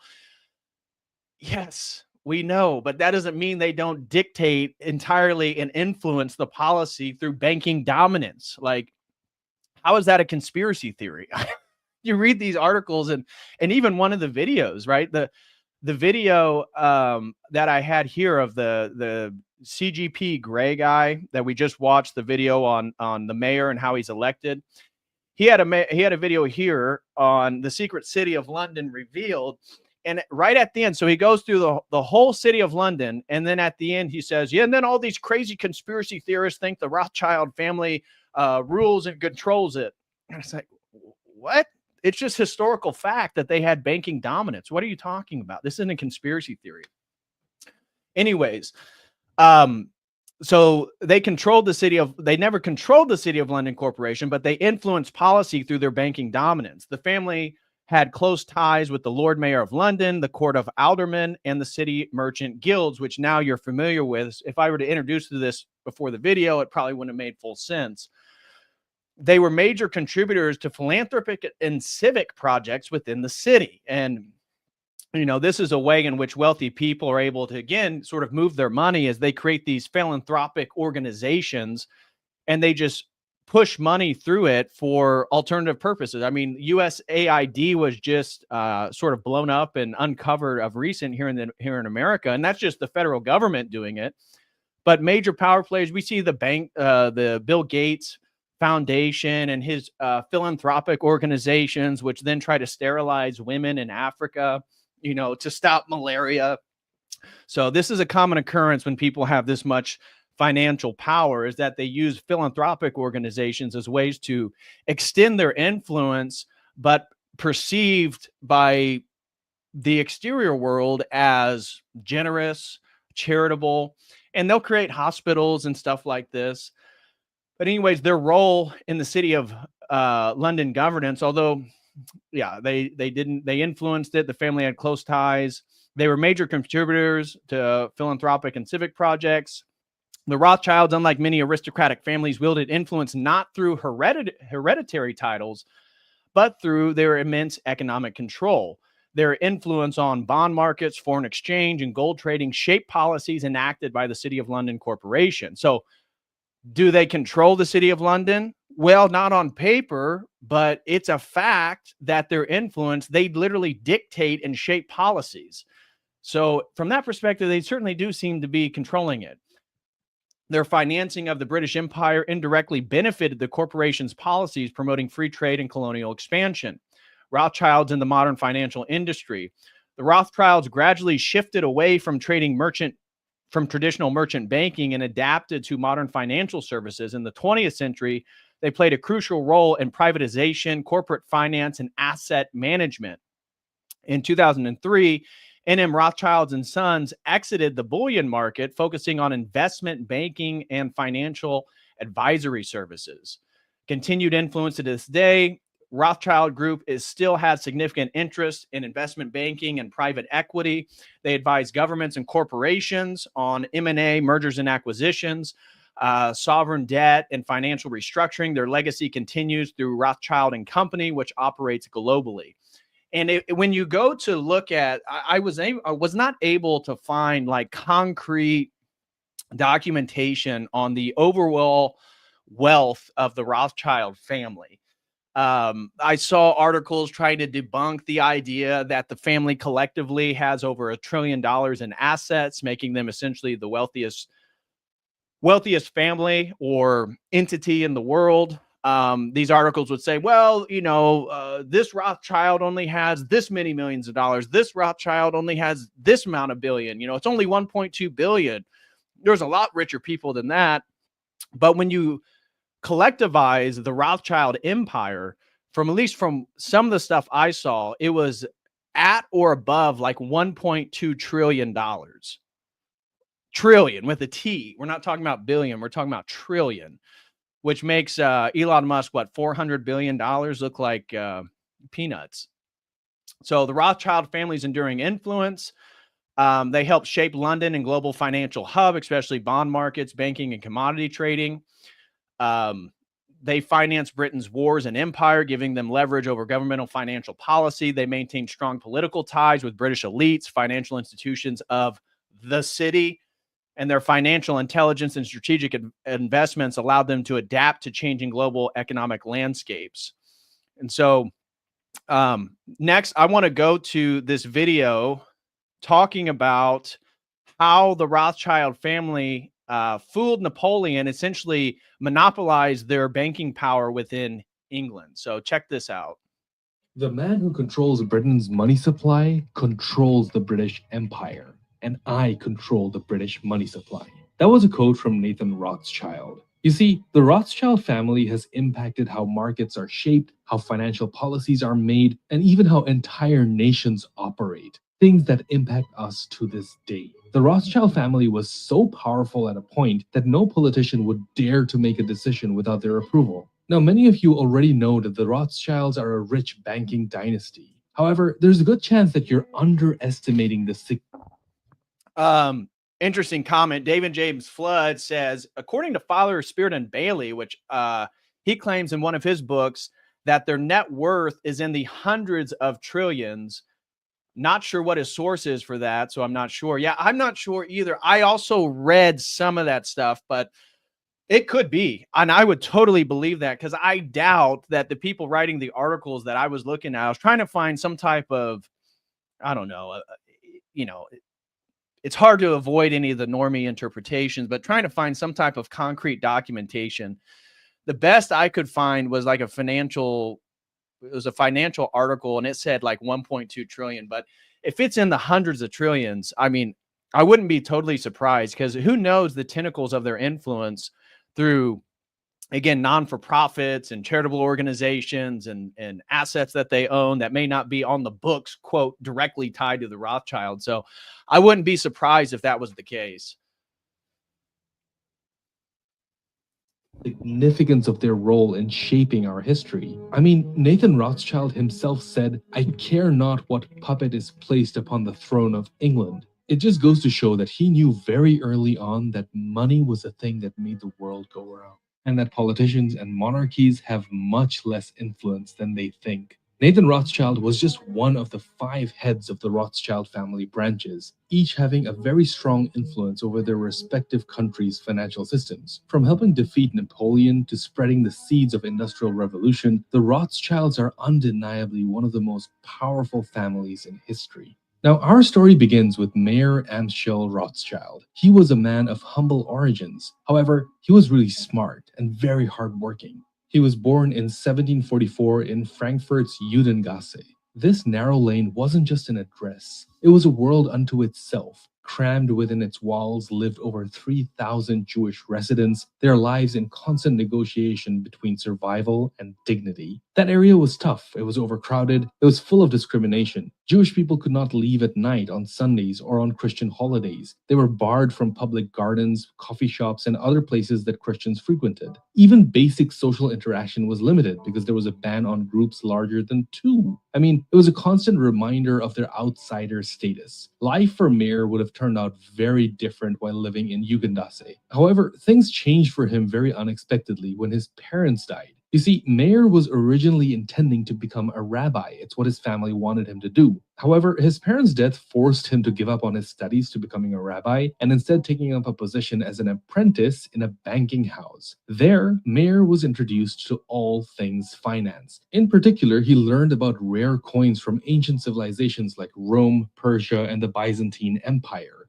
These were highly coveted by European elites, a realization that would help him out later a lot. Now, in this banking house, one of his first jobs was sorting coins acquired through Frankfurt's semi-annual trade fairs, which attracted buyers and sellers from all over the region. By the time he was 19, Mayer gained a lot of experience, and he was equipped with the knowledge of the latest financial practices. He then returned to Frankfurt to join his father's trading business, working alongside his brothers. He then became a dealer in rare coins, and he quickly found a lot of success in that area.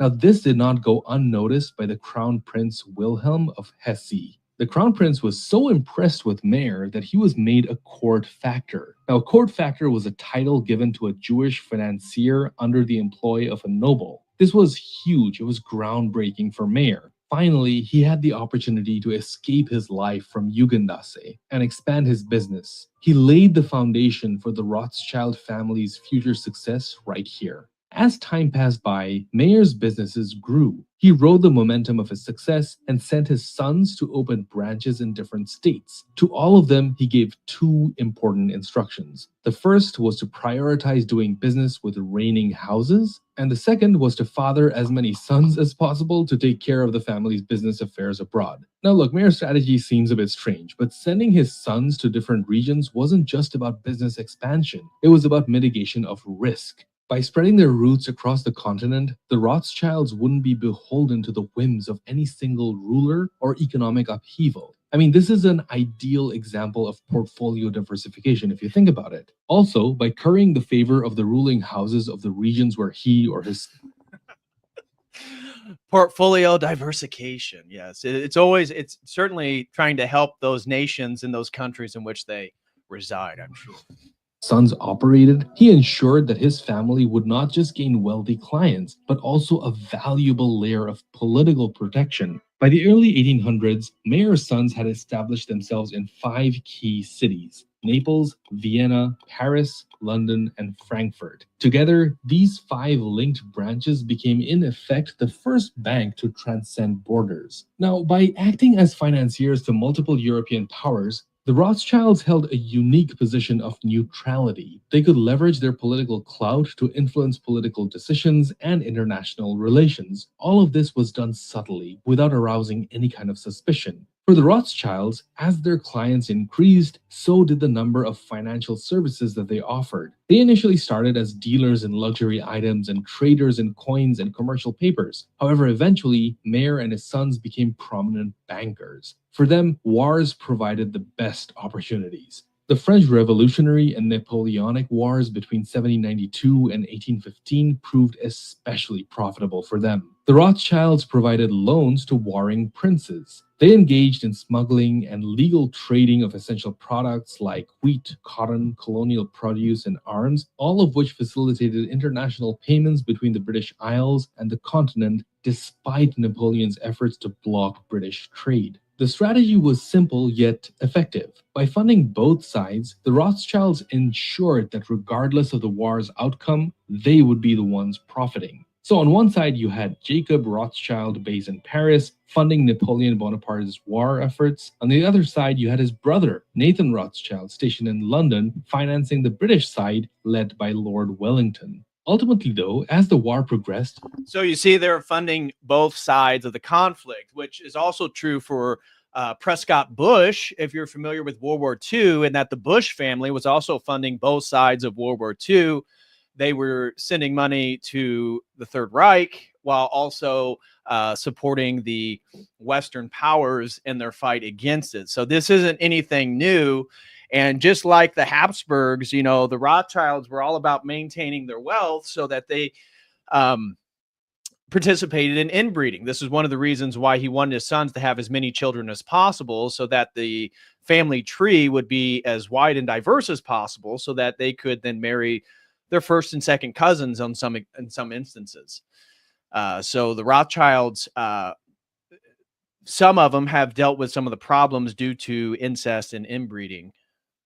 It became very evident that Britain's victory would be more profitable for the Rothschilds' financial interests. And so Jacob Rothschild began limiting his funds available to the Napoleonic army. And at the same time, on the British side, Nathan Rothschild started increasing his funding efforts, ensuring Lord Wellington had the necessary financial resources to continue the fight. And so because of one family, the fate of the entire European continent would be impacted. Nathan, being the financial genius that he was, also made plans to buy up British bonds very early in the war. Now, he had a lot of foresight because you see, earlier on in the war, Napoleon had a number of victories, and this caused a market panic, which in turn caused a dip in bond prices. Nathan took this opportunity to buy up the bonds at a very steep discount. And so, once the news of Britain's success at Waterloo reached London, he sold these bonds at a significantly higher price, reaping enormous profits. Now, you see, his strategy was very well thought out.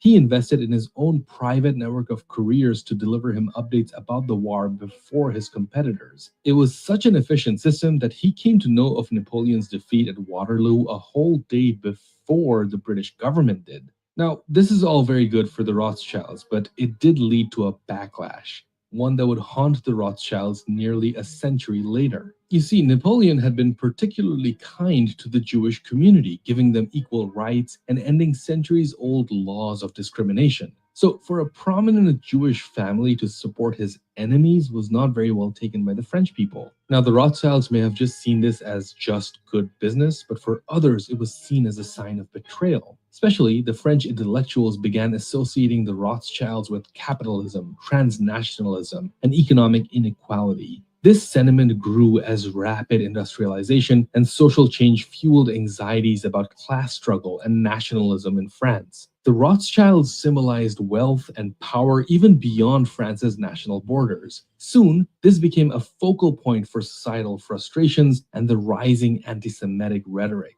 They became the scapegoat for everything wrong with modern finance and global influence. This sentiment would eventually be exploited in the decades ahead by various nationalist governments. Despite all of this, the Rothschilds' fortunes were actually on a stellar rise. They adapted by shifting focus to government securities, insurance stocks, and shares of industrial companies. They also invested heavily in railways, coal, ironworking, metallurgical industries, thereby giving a significant boost to Europe's industrial revolution. Mayer Amschel Rothschild and his sons were creating a mighty financial empire. However, Mayer had to come to terms with the fact that he might not live for a very long time. He had to make arrangements to secure his wealth and influence he spent a lifetime accumulating and building. He left very specific instructions for his heirs on how to handle the family finances. His will stated that only male descendants could inherit the family's wealth. Now, this led to a lot of inter-family marriages. I mean, on the level of the Habsburgs. Between 1824 and 1877, there were 36 marriages amongst Mayer Rothschild's male descendants, and 30 of them were within the same family, with like first cousins or second cousins. Only 4 Rothschild's women and 2 men married partners outside of the family. I mean, if nothing else, it did help to keep the wealth and the power consolidated. Now, it wasn't just inter-family marriages. There was another factor that allowed the family to keep control over their fortune. The Rothschilds didn't tie any of their wealth to tangible assets that could be easily seized, such as real estate or gold. Instead, they invested in highly liquid instruments such as stocks, bonds, and debts. So if any anti-Semitic violence broke out, let's face it, it happened a lot, it made no difference to the Rothschilds.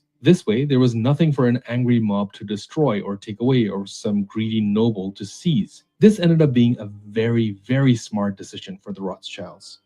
Now, Mayer's son proved to be just as smart as he was. The Rothschilds family continued to see success even after his generation. The most successful of them was Nathan Rothschild, overseeing the family's business in London. By far, his biggest accomplishment happened in 1835. He managed to secure the rights to mercury mines in Spain. This ended up giving the family nearly a worldwide monopoly on this critical element that was used to refine gold and silver. Nathan also focused on building relationships with those in power. Because of this, he ended up managing to get the rights to refine gold and silver for the Bank of England and the Royal Mint. This was huge. The resulting wealth and the growing fortune was not wasted on excessive luxury, but it was reinvested in a very smart way. The family's banking group kept expanding, particularly in the global trade of oil and non-ferrous metals. They became the largest shareholders of companies such as Rio Tinto, De Beer, and later on the Royal Dutch Shell. By the mid-1800s, the family's wealth and influence was staggering. They were a force to be reckoned with,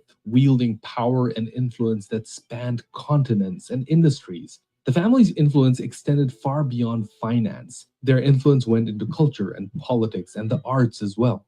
They were avid collectors, being patrons of many great artists and art curators. Some family members with scientific interests instead sought out zoological and horticultural specimens. They funded many expeditions to remote parts of the world as well. Their efforts and their money greatly contributed to the knowledge of scientists and art historians worldwide. These collections that the Rothschilds accumulated would later be used to enrich libraries, galleries, and museums, many of which still stand today.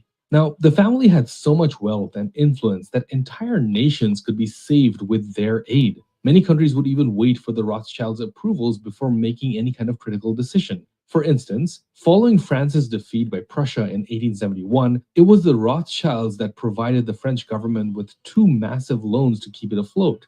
Meanwhile, in London, they provided the British government with £4 million on very short notice, therefore enabling them to become the principal stockholder in the Suez Canal Company. This strategic move made the Suez Canal a critical line of communication in the British Empire. It significantly reduced voyage time from London to India from weeks to mere days, and therefore boosted British trade. It was also the Rothschilds' money that helped enable the scramble for Africa. For instance, they funded activities of individuals such as Cecil Rhodes. With the help of Rothschild's money, Cecil Rhodes amassed a fortune from the diamond rush in southern Africa. And in this example, it wasn't just Cecil Rhodes who was profiting, because it greatly helped the family-controlled De Beers company increase their profits. Now, another man that they helped to rise to prominence was John D. Rockefeller. The United States in the 19th century was a nation that was rapidly developing. The Rothschilds family supported the works of many American industrialists, including the Rockefellers. The Rothschilds owned a governing share at the National City Bank of Cleveland. Through this, they provided crucial financing to Rockefeller as he began consolidating the oil refinery business. This financial support played a pivotal role in the formation and expansion of Standard Oil. While the firm soon became notorious for its monopolistic practices, it nevertheless made Rockefeller one of the richest people in the world. Further facilitating Rockefeller's rise was Jacob Schiff. Schiff had strong ties to the Rothschild family through his birth in the Rothschild Green Shield House in Frankfurt. He advised Rockefeller on strategic business moves. Notably, Schiff played a key role in developing the rebate deals that Rockefeller secured from railroads transporting oil from competitors. These rebates gave Standard Oil a significant competitive advantage and further solidified its dominance in the industry. So yeah, being even remotely associated with the Rothschilds, like Jacob Schiff, was a huge advantage, and there was a lot of opportunity to profit. There's another interesting hypothesis that it may have been the Rothschilds' influence that prompted the British government to agree to the creation of a state of Israel. The theory comes from the fact that the Balfour Declaration Theory. He says it's a theory. I know some people in the chat are saying this guy sounds like he's a big fan of it. Well, his YouTube channel is History Meets Finance. So, excuse me. He's all about looking at like little financial tidbits within, world history. And he does sound to be a little bit partial towards them. But it's great information. I thought this was a great overview. One of the better ones I could find on YouTube concerning the Rothschild family. And,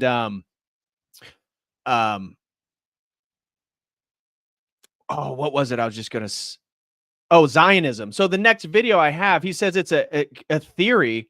I literally have the next video, which is a full interview with Lord Rothschild himself, discusses how explicitly, not some theory, not a conspiracy, how his family created Israel, how Israel would not exist without the Rothschild. So yeah, this guy sounds like a bit of a normie, but he has a lot of good facts and tidbits. So I thought this was a good timeline and overview of the family, but it's not a theory. The next video that we're going to be watching is Lord Rothschild himself specifically stating that the Israel would not exist and Zionism wouldn't have been prosperous without the funding and backing of the Rothschild family. Of 1917 was actually addressed to Lionel Walter Rothschild. This was a public statement by Britain expressing support for the establishment of a Jewish state and was meant to be sent to Lionel as a figurehead of the British Jewish community. What is certainly true is that the family had been donating heavily to the cause of a Jewish state for decades. They actively supported and funded Jewish settlement during the 19th and the early 20th centuries. These efforts provided substantial to the movement that ultimately led to the establishment of the State of Israel in 1948. Now, on the brighter side,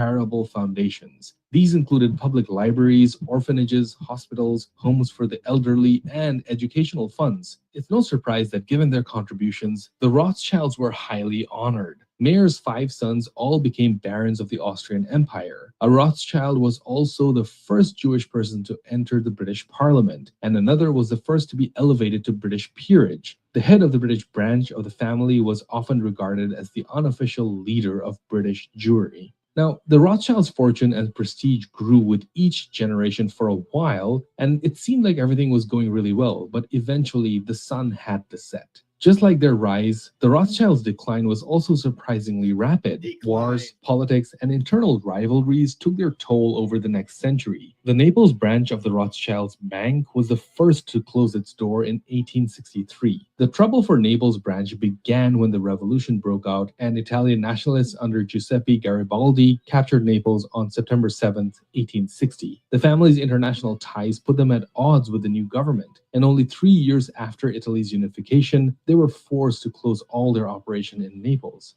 Now, next to follow was the original family branch in Frankfurt. Ironically, it was the lack of male heirs that forced its closure in 1901. A few decades later, the Vienna branch would meet an even more tragic end. Following the rise of the Nazis and their takeover of Austria, their family members were forced to flee. Those that remained, like Louise Nathaniel de Rothschild, were imprisoned and only released after a large ransom. All their possessions, homes, businesses, artworks were all seized. The family branch in Germany occupied France, too, would suffer. The Vichy government would seize their properties during this war. However, miraculously, their business survived the war, but it didn't survive the French politics. Under the rule of the socialist government, the Paris Bank was nationalized in 1982. This effectively ended the Rothschilds' presence in Paris banking. The ghost of Napoleon perhaps finally took his revenge. So by now, all of the 5 original branches of the Rothschilds Bank was closed, except that of London. Now, despite all the setbacks, the Rothschilds have remained one of the most influential families in the world. In 2008, the Rothschilds family holdings were reorganized under a single company, and that was a shareholder of Paris Orleans based in France. It marked the first time that the family businesses were unified after roughly 2 centuries. Today, their holdings span financial services, real estate, mining, energy, and charitable work. Additionally, the family owns more than 24 wineries worldwide. Now, most of the family members are either directly employed by these corporations or invested in operations that continue to generate wealth for the family. Interestingly enough, one of the companies that still remains till today is one of the first banks that was founded by Nathan Rothschild. That bank continues to report healthy financials. In 2022, it reported a $3.2 billion in revenue and $650 million in net income, with $109 billion in assets under management. And that's doing pretty well. Altogether, the family's holdings combined are an estimated total of $1.2 trillion. Despite all the setbacks, they still remain one of the world's richest families. So with that 1.2 trillion, as I said, that was the high number I also saw regarding some of the financial articles I was reading, but I would not be surprised, and I would suspect that it's well beyond that, because what are the chances that, you know, people in the public would be able to track all their assets and all their collective wealth? I would suspect, as I forget who it was, that they always read and believed it was between 5 and 10 trillion. That seems very plausible to me. 5 to 10 trillion seems very plausible. 100 trillion. I mean, I don't even know what is the global wealth in circulation. I don't even know how to wrap my mind around $100 trillion in wealth and finance. But anyways, so that this covers a little bit of the historical overview of the Rothschild family. Now, I want to get back to my document because I also have a section here talking about Jews, Zionism in England. So we already talked a little bit about Nathan Rothschild, and everything that I have is somewhat mentioned in the video we just watched. This is a little breakdown of the City of London Corporation of the Rothschild family and how they do business a little bit differently. But Jewish communities in London, as we mentioned, the first Jews to arrive in England is in 1066 to 1290, which is when they had the Jewish expulsion, due to locals and the king being upset with some of their money lending practices. So they first arrive in 1066 with William the Conqueror. We mentioned this, the Norman Conquest. Many were invited as money lenders and financiers, as Christians were restricted from charging usury by canon law. London specifically, the area around Old Jewry, which still exists, became the center for Jewish life. Jewish communities and royal protection. English kings protected Jews as direct subjects of the crown, something that was also true under Roman rule, meaning only the king had the right to tax or expel them. In return, Jews provided financial services to the monarchy, including loans to finance wars and castles. The first Jewish cemetery in London was established in Cripplegate. And then anti-Semitism and the Edict of Expulsion in 1290. Tensions arose due to Christian resentment of Jewish moneylenders. Jews faced blood libel accusations, the famous being the Little Saint Hugh of Lincoln.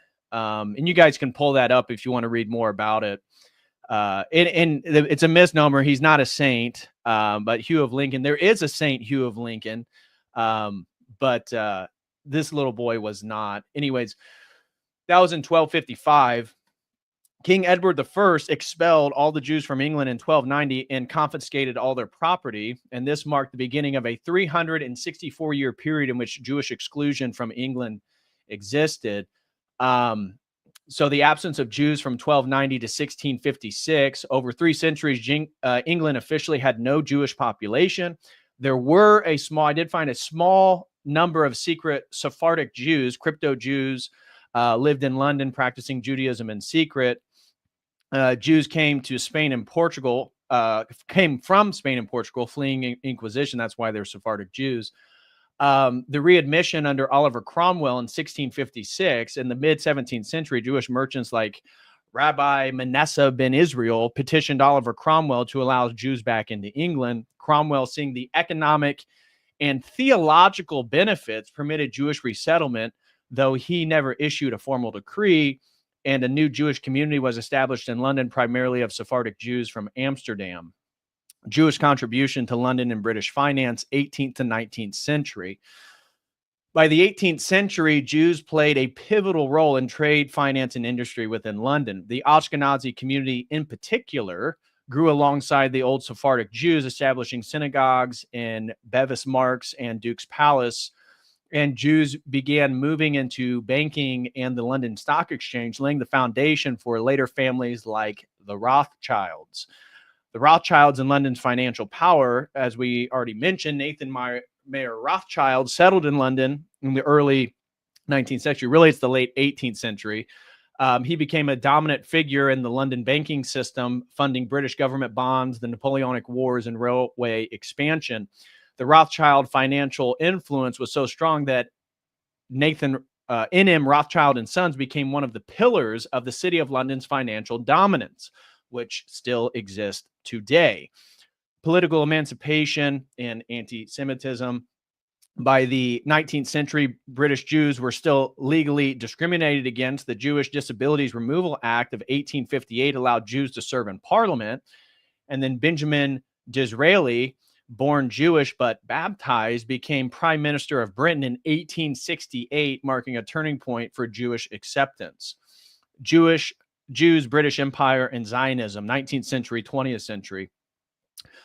So British Jews in the empire, Jewish merchants and bankers helped fund British imperial projects. Many Jews became influential traders in India, Africa, and the Caribbean. The birth of Zionism in London, the Zionist movement gained momentum in Britain with Theodore Herzl advocating for a British Jewish homeland, which he appealed to the Rothschild family for. So when he went to London to talk about Zionism, he didn't meet with the king, he met with Rothschild. British Jews such as Moses Montefiore and Chaim Weizmann played major roles in Zionist activism. Then we have the Balfour Declaration of 1917. The most significant moment in British-Jewish relations was the Balfour Declaration. This was a letter from Foreign Secretary Arthur Balfour to Lord Rothschild stating that Britain supported the establishment of a Jewish homeland in Palestine. The declaration led to British control over Palestine of the Mandate period 1920 through 1948, 1948 being the official beginning point of Israel. So Jews in London during World War II and the Holocaust, Jewish refugees, and anti-Semitism. Britain accepted Jewish refugees from Nazi Germany, though many were turned away. The Battle of Cable Street, 1936, saw London's Jewish community resist Oswald Mosley's fascist black shirt. So Oswald Mosley was a British aristocrat who founded the British Union of Fascists. I believe, what was that, during, I think, the mid to late 1920s and into the 1930s. And so he was very explicit about his thoughts and opinions about the Jewish community, of which, again, led to the Battle of the Cable Street in 1936. Post-war Britain and Jewish migration. After World War II, the British government restricted Jewish immigration to Palestine. British forces clashed with Zionist parliamentary groups like the Irgun in Palestine. Recognition of Israel in 1948. Britain recognized the state of Israel in 1948, but had a tense relationship with early Israeli leaders due to the Mandate conflicts. So, and then modern Jewish life in Britain today. London is home to one of the largest Jewish communities in Europe. Key areas include Golders Green, Stamford Hill, and Hendon. The Jewish population includes Sephardic, Ashkenazi, and ultra-Orthodox communities. Jewish political figures in public life. Jewish politicians like Michael Howard, Ed Miliband, and Margaret Hodge have shaped British politics.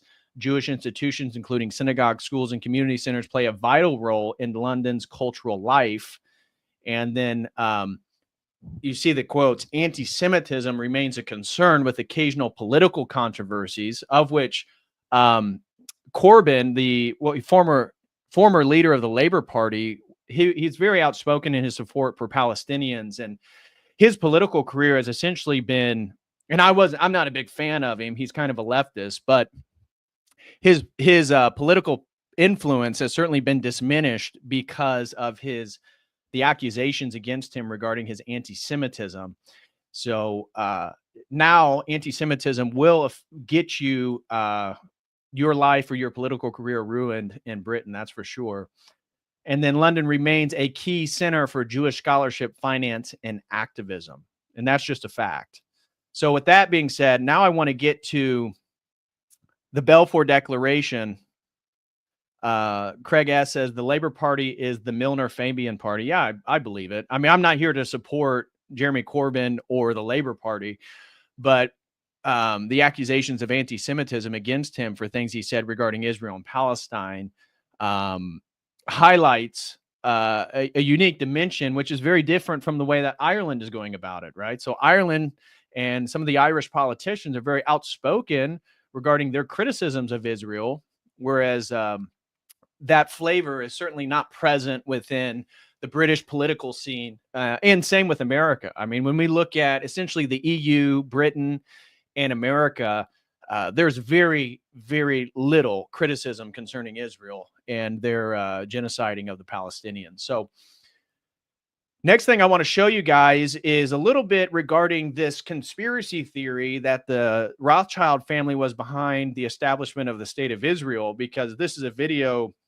from, 7 years ago when, Lord Rothschild himself is bragging about their influence and how they essentially established the State of Israel.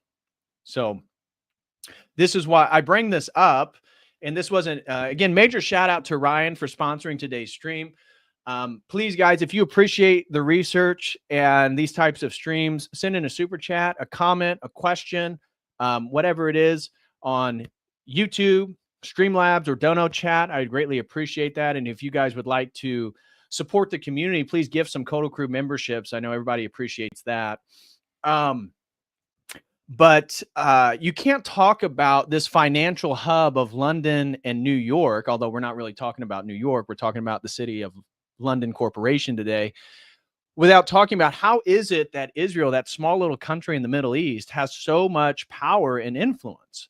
Well, it has to do with the Rothschild family, the financial center of the City of London Corporation, and the influence that they've had and exerted within the financial systems of the United States. And this is why even when we read some of the saints regarding these eschatological visions, that it's the way that they always see the Great World War playing itself out is essentially the European powers, or the EU and Britain, the United States, and Israel. It's these three entities that are tied at the hip, and the point in which they're tied has to do with the financial interest.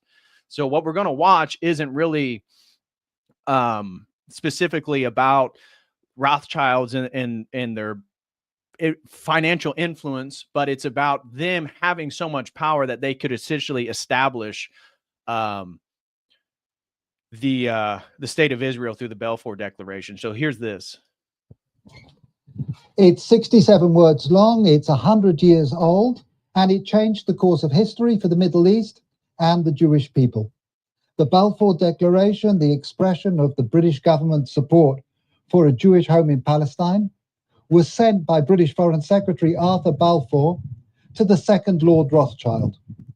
I'm here in Buckinghamshire at Waddesdon Manor to speak with the fourth Lord Rothschild about the Balfour Declaration, what it means for Britain, for the Jewish people, and the Rothschild family. The Foreign Office, November the 2nd, 1917. Dear Lord Rothschild, I have much pleasure in conveying to you, on behalf of His Majesty's government, the following declaration of sympathy with Jewish Zionist aspirations, which has been submitted to and approved by the Cabinet. So it's possibly the most famous letter in modern Jewish history, and it begins with three words: Dear Lord Rothschild. Why was it that this letter was sent by the Foreign Secretary to your great uncle Walter? It's an interesting question because he was really interested in ornithology, although he became interested in Zionism. I think the reason was this, that it was primarily a movement from Eastern Europe, but they didn't clarify. So when he's talking about Eastern Europe, again, I have to be careful, but one of the articles that Ryan sent concerning the City of London Corporation, that article was presenting the connection between the Khazarian theory and some of the Ashkenazi Jews.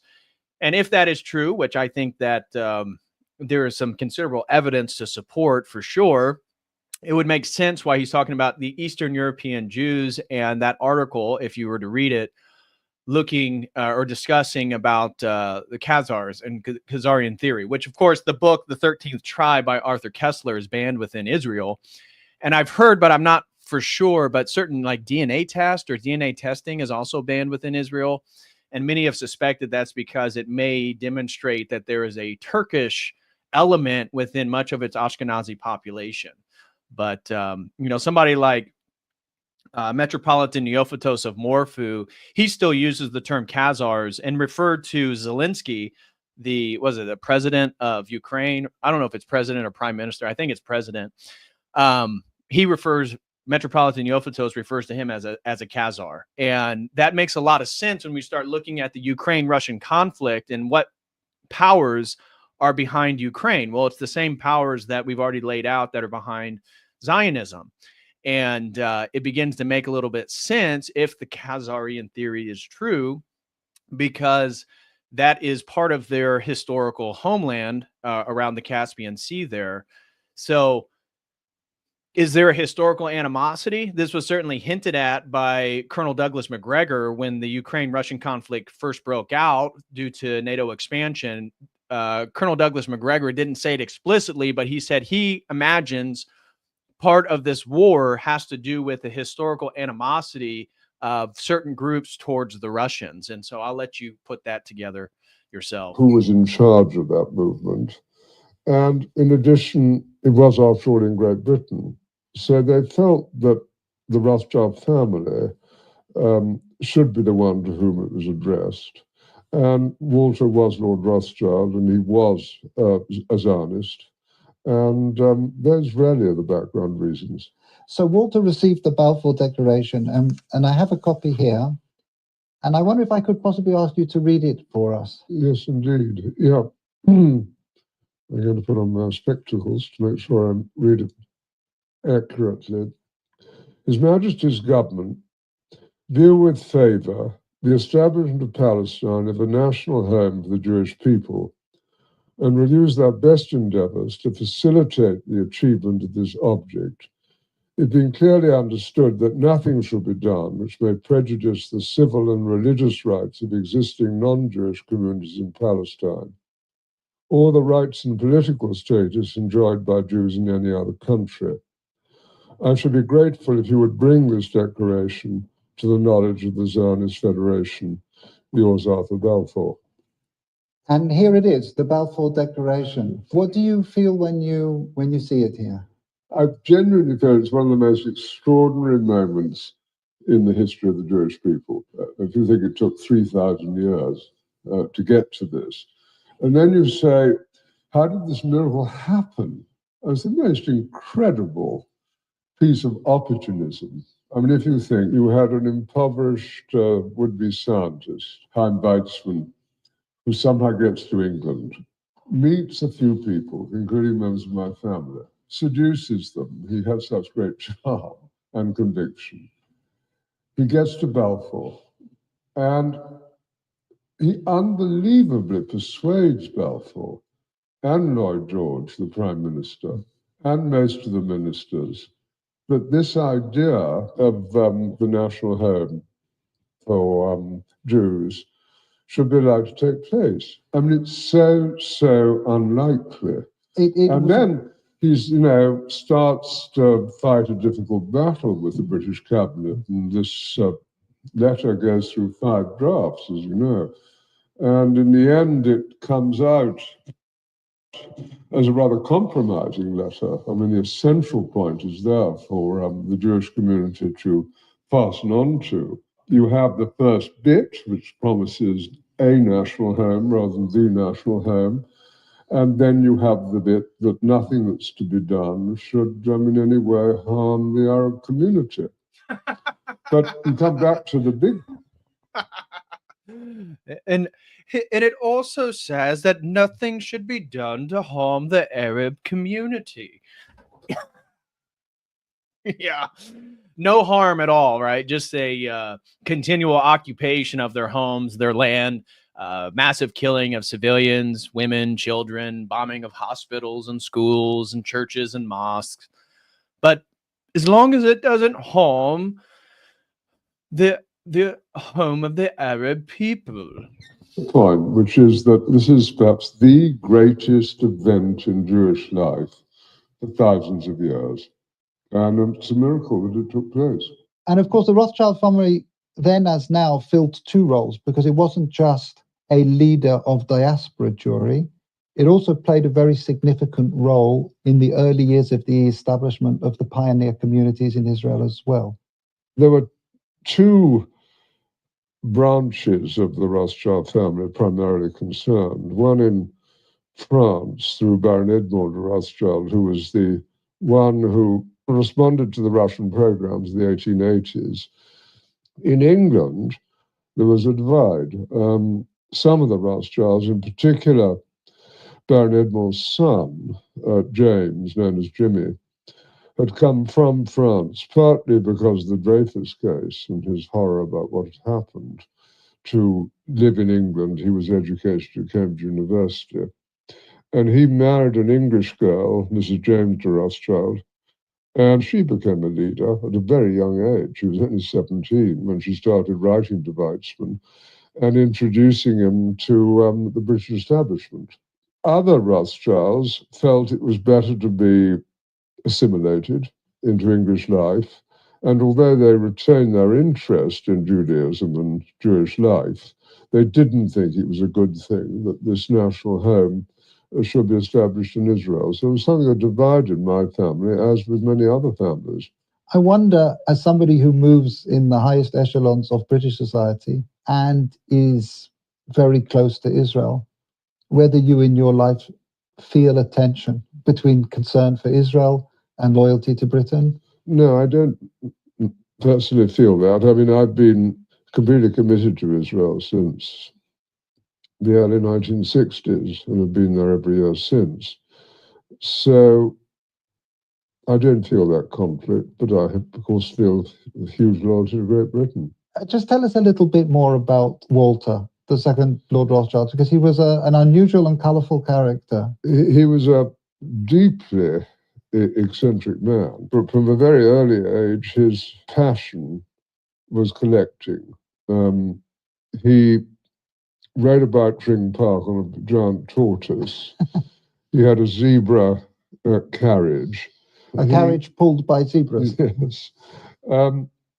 He collected on a massive scale birds, insects, fleas, He was butterflies. The largest single collection created by a single individual. I think that's true. I think certainly in Great Britain, I think probably anywhere, he was the greatest collector of ornithological material. His niece, Miriam, writes that for 2 years, as one of his eccentricities, he didn't open any of the letters that were sent to him and stuffed them away into wicker baskets. And it does make you wonder what would have happened if the Balfour Declaration, the letter, had been one of those letters that he'd actually, yes, stuffed. That's true. At that stage, and it's very difficult to quite understand why, he had taken a deep interest in what was happening about the possibility of Balfour Declaration. So maybe those letters would have got to the top of his file. I just want to revisit. So you guys get it. We're not going to watch the rest of this interview. I'll share the link if you guys want to listen to it. The last thing I wanted to show you was then how London is the financial laundering capital in the world. A major thank you to Asher Nelson for becoming a COTEL crew member. Thank you very much, brother. Really appreciate that support. So the last thing that I want to show you guys is this video here. And we're just going to watch the beginning because it just kind of lays out how much money is laundered through London, and just connect that back with the history of London as a mercantile hub, trade hub, the establishment of the City of London Corporation, how its financial autonomy and its legal autonomy, how London and the square mile is still the second largest financial hub in the world, the Rothschild family, Nathan Rothschild being the biggest catalyst to that development, and then how it operates today. The UK system. He wanted dirty money capital of the world. the UK didn't just turn a blind eye to Russian money. We welcome. Remember, this is a normie Financial Times video, so they're so concerned about Russia, but the other stuff that's being laundered, as I said, any illegal enterprise you can imagine is laundering money through London. It. For many decades now, London has been rolling out the red carpet to corrupt and criminal individuals from around the world. Britain is a very open financial hub. It's really important that you have really clear, well-enforced rules, and that's something Britain simply doesn't have. There are key aspects of our legal and financial system that makes the City of London a great place to bring dirty money and launder wealth. The Russians have accounted for about £1 billion worth of residential property in London. We have now woken up. Dirty money is being seen for what it is, which is a poison to democracy. It's taken the real slipping of Putin's mask, an act of aggression so appalling. Again, I told you, it's full of propaganda, but this was one of the better videos talking about the laundering of money. Of course, again, it's just so funny, right? They're upset about it because of Russians, because of the Ukraine-Russian conflict, which the West instigated. But of course, mean Mr. Putin, he's the one responsible for his appalling aggression against the Ukrainians. The UK appears to have completely lost its moral compass. This is really... But the thing about the UK doesn't control any of this. It's the City of London Corporation. So nobody, just like Nathan Rothschild, I don't care what puppets put on the throne. It's me who rules it. Tale of two empires, British Empire and the Soviet Empire. And the British Empire, as it unraveled, retained lots of outposts, British Virgin Islands, Channel Islands, that needed a new purpose. And the purpose they found was as providers of financial secrecy, shell companies, corporate camouflage, ways for people to move through the globalizing economy without leaving their fingerprints on anything. The engine of the multi-trillion-dollar offshore industry, rife with dirty money. This is how corruption went global. While the British Empire was doing that, the Soviet Empire was collapsing too. Greatest act of corruption the world has probably ever seen. Scramble in a few years in the 90s to grab the wealth of the entire Soviet Empire, create this oligarchy that went then surging out into the world. And where this all meets is London, the place where dirty money comes to party. The origins came with the Big Bang under Margaret Thatcher when she started liberalising the financial services sector. You book me a client, I will sell you $500,000 at 673. And then that carried on under the Labour government with a mission on deregulation. David Cameron, I think, got it. Thank you very much. After he left office, people have simply refused to take on the challenge to eradicate dirty money from London. Over the past 2 decades, the UK has really welcomed in Russian money of all kinds, law firms, real estate. And here's the thing. So they talk about the Big Bang with Margaret Thatcher. But as we just saw with that history of the Rothschild family, the Rothschilds in the 19th century were already doing illicit, illegal trade because they controlled the financial systems in the City of London Corporation. So this has a long history. It's not the 1980s when all this stuff began to happen. It's just now they put laws on the books to facilitate in the aiding and abetting of it. But it has a long history within London itself. Agents the governments. There are statements on the record from Boris Johnson, our Prime Minister, from when he was the Mayor of London, saying that he wanted to make London a hub for Russian money. The stock exchange welcomed lots of Russian companies, wanted them to make the UK and London their European base. And that was one of the big conflicts. If you remember, Tucker Carlson and Boris Johnson got into it when Tucker did the interview with Vladimir Putin in Russia. What was that, a year ago?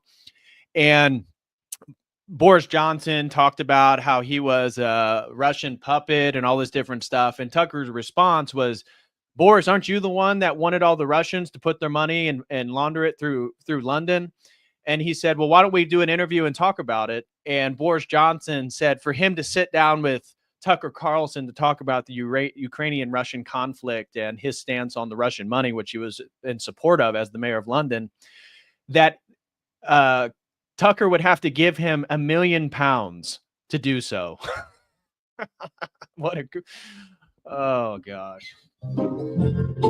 One of the reasons why Britain has got into this hole is that Britain's ruling elites believe that you should get out of the way of business at all costs. So if you're a senior civil servant, what you need to demonstrate to ministers is that you won't cause trouble for business. We see it all the time in things like failures of financial regulation before the financial crisis, failures of building regulation that have been exposed by the Grenfell Tower fire, the golden visa schemes, which were introduced in 2008. The golden visas were introduced by the Labour government to attract wealth and capital into London. If you had enough money, you could buy citizenship. In theory, there were checks on this, but in practice, they didn't work. Of course, it was abused by oligarchs and kleptocrats who wanted to bring their dirty money into London and use the scheme to establish legitimacy and credibility in what was seen as a trusted jurisdiction. It's quite a remarkable idea that citizenship is for sale at all. It is a scandal that I've been pursuing for many years. Super chat just came in. David asked, with their history of funding both sides of conflict, I wonder if it still continues today. Yeah, I bet it does. I mean, Jay's talked about with Carol Quigley and the Anglo-American Empire, how it was the financial centers of New York and London, like the Rockefellers and the Rothschilds, that were funding the Soviet Union. And, you know, who gave the money for the Bolsheviks? Well, it came from London. It came from this exact enterprise that we're describing right now. And so I absolutely believe it to be the case. And I suspect that these same powers, New York and London, I mean, when we look, if you were to really dive into the books of Beijing, you know, I don't know so much about Moscow with the sanctions or what they're trying to do right now, because essentially they want a regime overthrow in Russia, which doesn't make much sense because the people surrounding Putin right now in Russia are way more nationalistic than he is. One of the criticisms by the right wing in Russia is that Putin is too friendly with the West. They're ready to just cut all ties with Western Europe and just kind of go on their own and just build alliances with Asia and other parts of the world, India, China in particular. So, you know, are they funding both sides of things? Absolutely. Just like the, you know, AIPAC funds both sides of the political aisle here in the United States. We're caught in a dualistic system in a sort of bi-party political structure. And it's the same powers that be that fund both sides of that. Just like USAID, it came out, yes, 97%. We played this video in the last stream. Yes, 97% of the employees donated to Democrats, but the Republican, I forget what it was, some type of PAC or some type of financial structure, but they were receiving like hundreds of millions of dollars from USAID and a Republican sort of financial, I don't know what, I forget what the actual term was, some type of organization, I don't know. But so at the same time, just like the USAID, which is just funneling money federally, it's the same thing. So are they funding both sides of it? Absolutely. Absolutely. But thank you so much, brother, for the $5 super chat. And I'm delighted the government has finally abolished the scheme. Peaked in about 2012, when I think around 1,200 golden visas were issued that year. 60% were actually for either Russians or Chinese. If you've seized power in Kazakhstan, Moscow, sure, Venezuela, wherever it may be, you are enriching yourself off the fat of the land. You stick it in London. And what comes with it in London? This full suite of services for putting a legitimate face on yourself. Let's say you wanted to bring dirty money into the City of London and integrate it into the system. There are basically 4 key stages: placement, layering, integration, and defense. So let's start with bringing your money from, say, a Latvian bank account, a Cayman bank account. You want to then move that into a UK shell company. It's possible to spend gigantic amounts of money in the UK economy with a mask on. You're supposed to tell the Companies House Registry who the real owners, the beneficial owners of companies are. But in practice, it's really easy to evade those rules. And fundamentally, no one goes after companies that just lie. It's essentially a wild west of information, which is unverified and in some cases ludicrous. You can put forward any name, hide your identity. There are Adolf Hitlers and Donald Ducks and Mickey Mouses. It is so easy to register a company on Companies House. It costs £12. You can do it in minutes. And crucially, no one checks the information. Usually the applications are approved within 24 hours. They don't actually have the statutory power to check the information, to investigate false information or remove it from the register. Now, there are some addresses within the UK that have thousands of companies registered to them. And if you go and knock on the door, you won't find staff.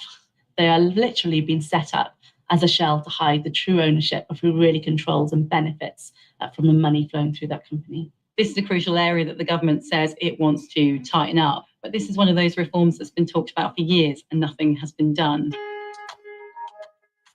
The next stage, you want to layer, to move this money around in a series of complicated financial transactions that will distance you from the money and from your source of wealth. That's where the UK banks come in.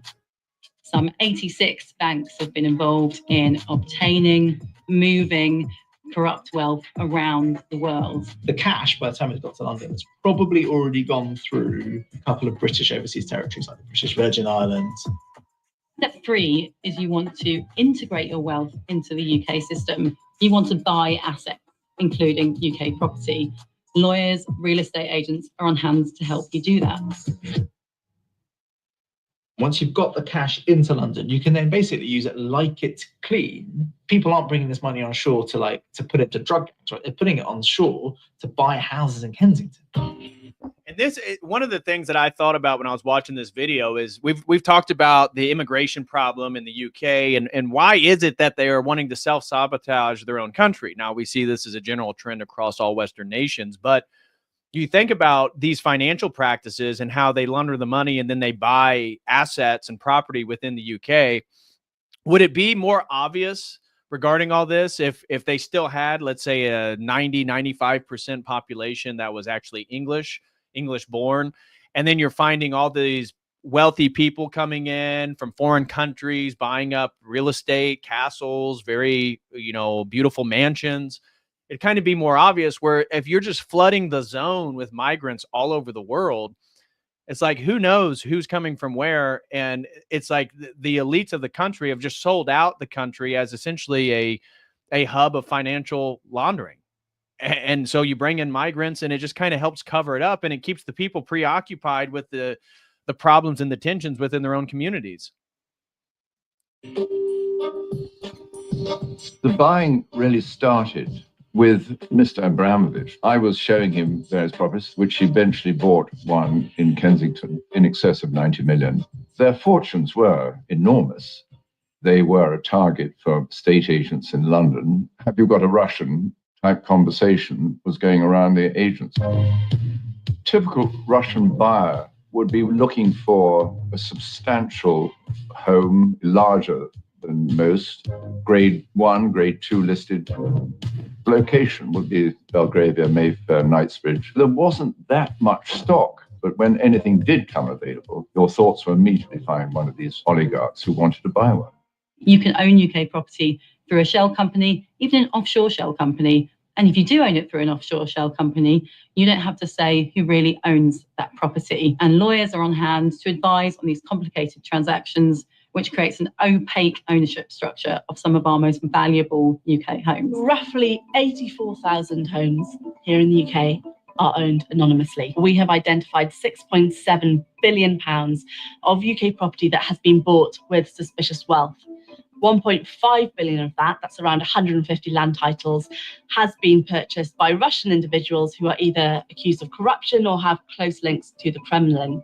We found £830 million worth of UK property owned by Russian individuals through shell companies based in our Crown dependencies and overseas territories. And there's been about 10 to 20 important houses sold to oligarchs. They normally had a third party. It could have been a lawyer, it could have been an intermediary. You didn't really have much dialogue with the principal, and a fleet of cars would arrive and all blacked out windows. We subsequently realized that there were some very unpleasant situations occurring with people being murdered and falling out of windows. The recent events in Ukraine have demonstrated that all one's earlier thoughts, suspicions are as bad as they could ever possibly be. If those... Your wealth and your reputation. And the city... Finally, you want to defend your wealth and your reputation. And the City of London is the perfect place to come if you want to do that. Our libel laws, which are very claimant-friendly, make the High Court a perfect place to bring your blockbuster libel claims. The City of London is home to some of the top law firms in the world who can help you bring them. When questions are asked about oligarchs by investigative journalists, including those at the Financial Times, the lawyers try to shut them up.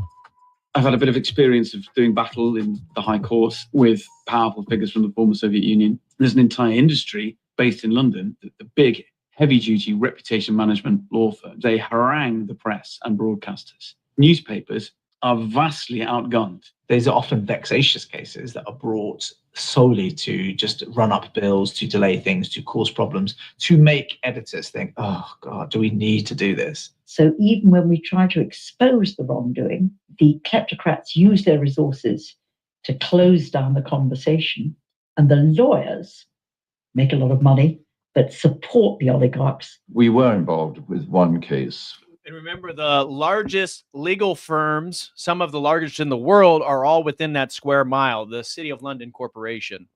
We were owed money and we wanted to settle it, but they said, no, we're not going to pay you. So we had to go to a court.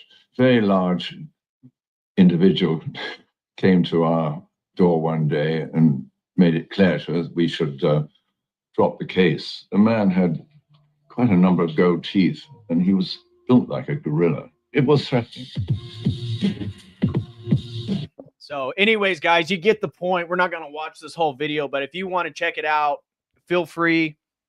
Here, I'll share the link with you guys, but you can always, when I play these videos, you can always just look up the title and the channel and then go find it yourself. But I just want to thank you guys for this, this stream, for everybody who's supported and everybody who's here. Smash that like.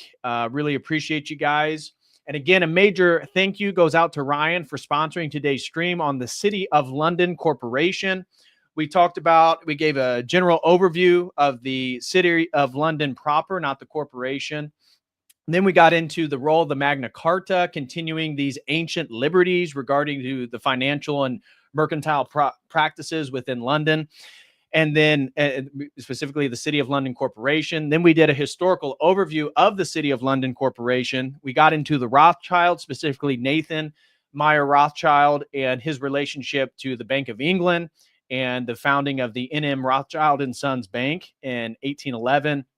And then we talked a little bit about the history of Jews within England and its relationship and how the City of London Corporation is the leading hub and money laundering around the world. And so as the British Empire fell,